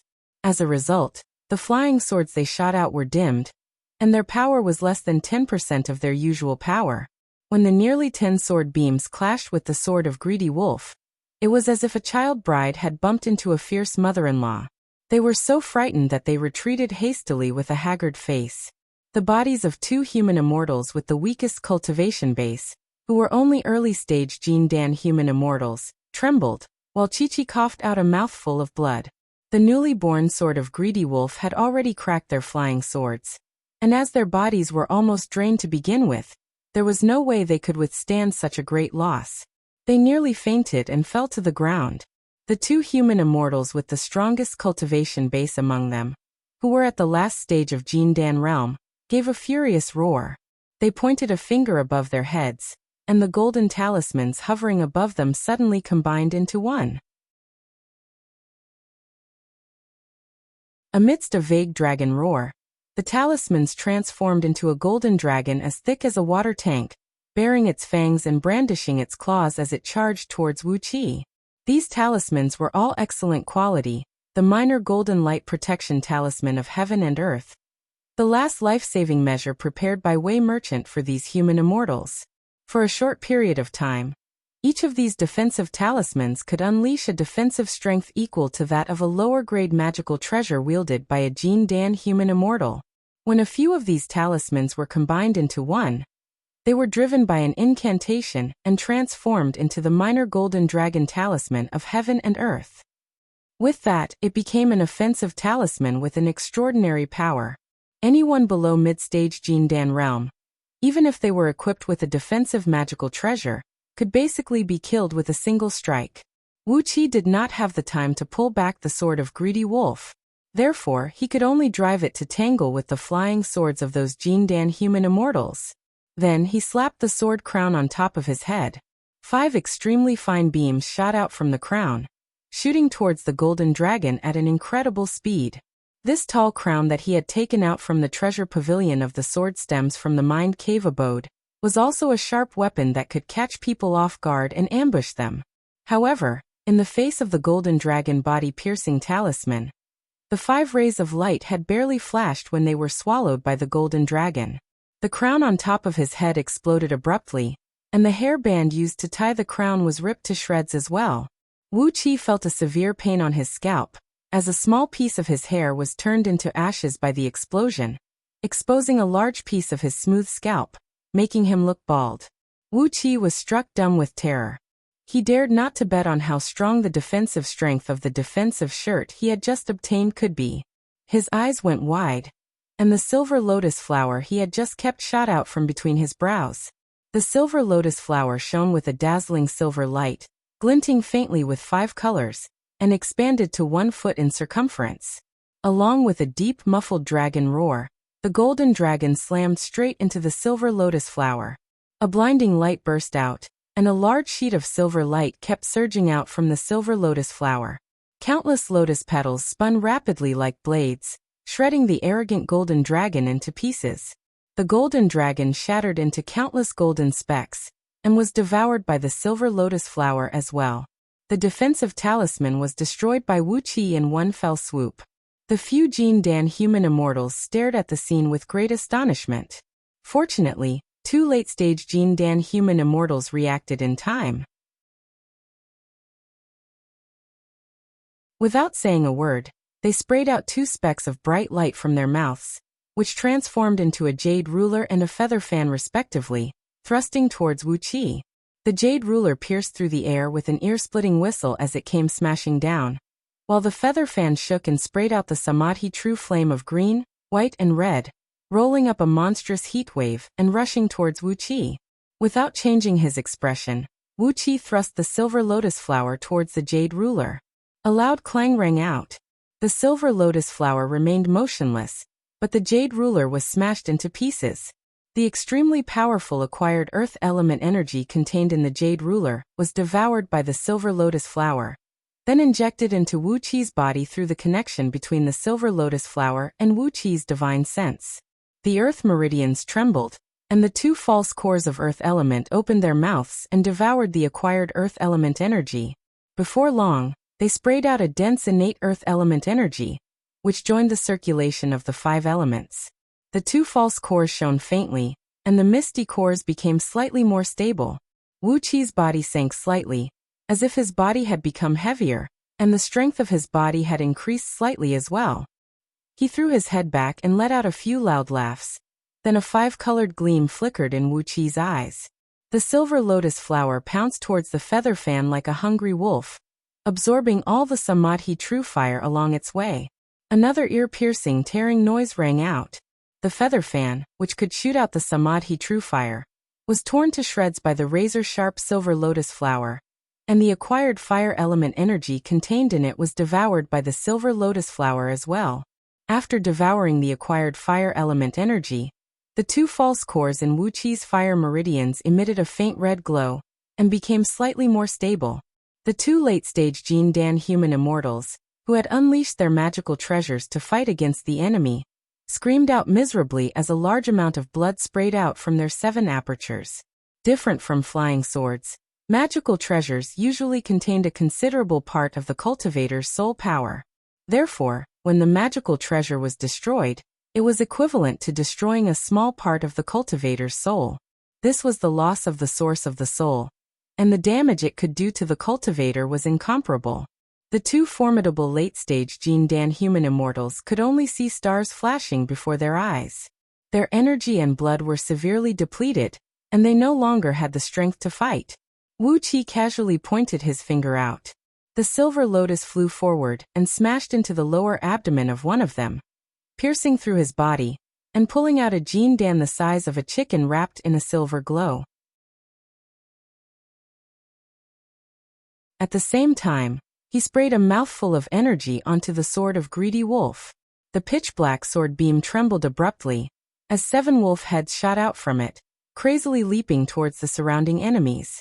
Another 2 human immortals of Jin Dan failed to dodge the attack, and their bodies were struck by the wolf heads formed by the sword beams, opening up a huge and gruesome wound on their bodies. Wolf howls towered into the sky, as 2 pitch-black wolf heads with long glowing tails flew towards Wuqi at top speed, with 2 Jin Dan in their mouths. Casually, Wuqi caught the 2 Jin Dan, and recalled the silver lotus. He could not help but let out a joyful laugh. Similar to the Jin Dan that Yin Dan and his companions used to imprison human immortals, the reason Wuqi collected Jin Dan was to absorb its essence for his own use. As long as he had the help of a few Jin Dan, he would be able to save a great amount of time, allowing the 10 false cores in his 5 meridians to form their true cores in the shortest time possible. The sword beam split again. This time, the pitch-black sword beam transformed from the sword of Greedy Wolf suddenly turned extremely soft and gentle, splitting into several dozens of extremely fine sword beams, gently enveloping those human immortals of Jin Dan. The Azure Water Sword technique of Heaven-Breaking Sword Sex Shapeless Sword technique could transform flying swords into water waves that blotted the sky to attack the enemy. The sword beam was like water, penetrating through every opening, and the sword energy lingering in the air was soft and gentle, like maggots in one's bones, making it extremely difficult to defend against. It was a pretty good sword technique. Furthermore, as Wuqi was controlling the sword with the innate water energy found in his water meridians, the sword beam contained a wisp of cold and gloomy air, which could penetrate through all the internal organs and bone marrow, making the lethality of the sword beam even stronger. As the several dozens of sword beams shot down, those human immortals of Jin Dan, whose energies were nearly depleted, could no longer defend against them. Once again, a few of them were torn apart by the sword beams, while the Jin Dan was brought back to Wuqi's hand. In the end, only 2 human immortals of Jin Dan, who had completely depleted their energies and could not even unleash their defensive magical treasures, were left standing with their backs against each other, panting heavily. Controlling 2 extremely dim sword beams, which nearly revealed their true forms, they fought with the sword of Greedy Wolf. Their bodies were drenched in sweat, and a large puddle of water had formed under their feet. If not because of the desire to live that dominated everything, they would have fallen to the ground and been killed by the sword of Greedy Wolf. All this happened in a very short period of time. After Wuqi had killed a few human immortals of Jin Dan, the dark skeleton finally unleashed the thunderbolt, thrusting towards 2 Xiantian cultivators who stood out to fight against Wei Xiaoxiao. It was only when the 2 Xiantian cultivators were ripped to shreds by the thunderbolt that Wei Xiaoxiao finally realized what had happened. She rubbed her eyes in disbelief, staring blankly at the dead bodies scattered all over the ground. Trembling, she pointed her finger at Wuqi and cried out, "Kill him! Quick, kill him now!" A deep, muffled ghost howl was heard coming out from the dark skeleton's body, as a faint dark mist sprayed out from it. He strode towards Wuqi, and with just a leap, he had arrived at a place less than 100 feet away from Wuqi. Spreading both arms, the dark skeleton, who obviously did not have enough strength, waved its water tank-sized fist and thrust it towards Wuxia with brute force. With a thought in his mind, the silver lotus bloomed before the dark skeleton, expanding to several tens of feet in size from the size of 1 foot. 49 lotus petals were seen swirling with a bright flame, as countless 5-colored beams were seen rushing out from the pistil of the lotus, pulling the dark skeleton into the lotus. A thread of divine flame of order burst out from the tip of the 49 lotus petals, burning the dark skeleton and causing crackling noises to ring out from its body, while the dark mist around it kept melting and disintegrating. Wei Xiaoxiao watched the scene with terror. She screamed hoarsely while performing one incantation gesture after another, trying to control the dark skeleton. However, the silver lotus had isolated all energy ripples from the inside and outside of the skeleton. Countless 5-colored beams, which were as sharp as blades, converged inwardly. Countless bone-cracking noises were heard, as the dark skeleton was forcefully crushed into pieces by this half-man-made, half-natural spirit item. At the same time, the bizarre talisman inside the dark skeleton was burned into ashes by the divine flame of order. Wei Xiaoxiao let out a miserable howl, as blood burst out from her 7 apertures like an explosion. The art of controlling fiend, the fiend devour. Looking at Wei Xiaoxiao's 7 apertures suddenly bursting with blood, as well as the bizarre appearance of countless tiny worms wriggling under her skin, Wuxia could not help but shake his head. It was true that the art of controlling fiend could summon such powerful and swift fiends, but once the talisman was destroyed, the person who cast the art of controlling fiend would immediately be devoured by the fiend. The feeling was like being bitten by 10,000 ghosts, a first-rate torture under the heaven. The sword beam swept across and killed the last 2 Jin Dan human immortals, who were putting up a desperate struggle, and took away their Jin Dan. After that, Wuxia transformed into a wild wind and blocked the exit of the mine. The silver lotus transformed into a ball of silver light that measured several hundred feet in circumference, enveloping the remaining cultivators of Wei Merchant. Silently, Wuxia gave these cultivators a glance, who had completely exhausted their innate energies and could no longer fight back. Shaking his head, he said, "Don't blame me for cutting the weeds and pulling out the roots." The silver lotus closed inwardly, as the sword of greedy wolf swept across all directions. Nearly 100 Xiantian cultivators whose cultivation base was weaker than him were immediately cut into half. Upon seeing this, Wei Xiaoxiao, who was being devoured by the fiend, could not help but scream hoarsely, "Save me. I'll exchange my precious treasure for my life." You're tuning in to the Li Mei's Wuxia Whispers YouTube channel. We're so grateful for your support, and don't forget to subscribe to join us on this incredible journey through captivating stories. Your generosity through donations truly makes a world of difference, as it's the primary source of revenue that allows me to expand and enhance this channel for you. Thank you from the bottom of my heart for being a part of this adventure.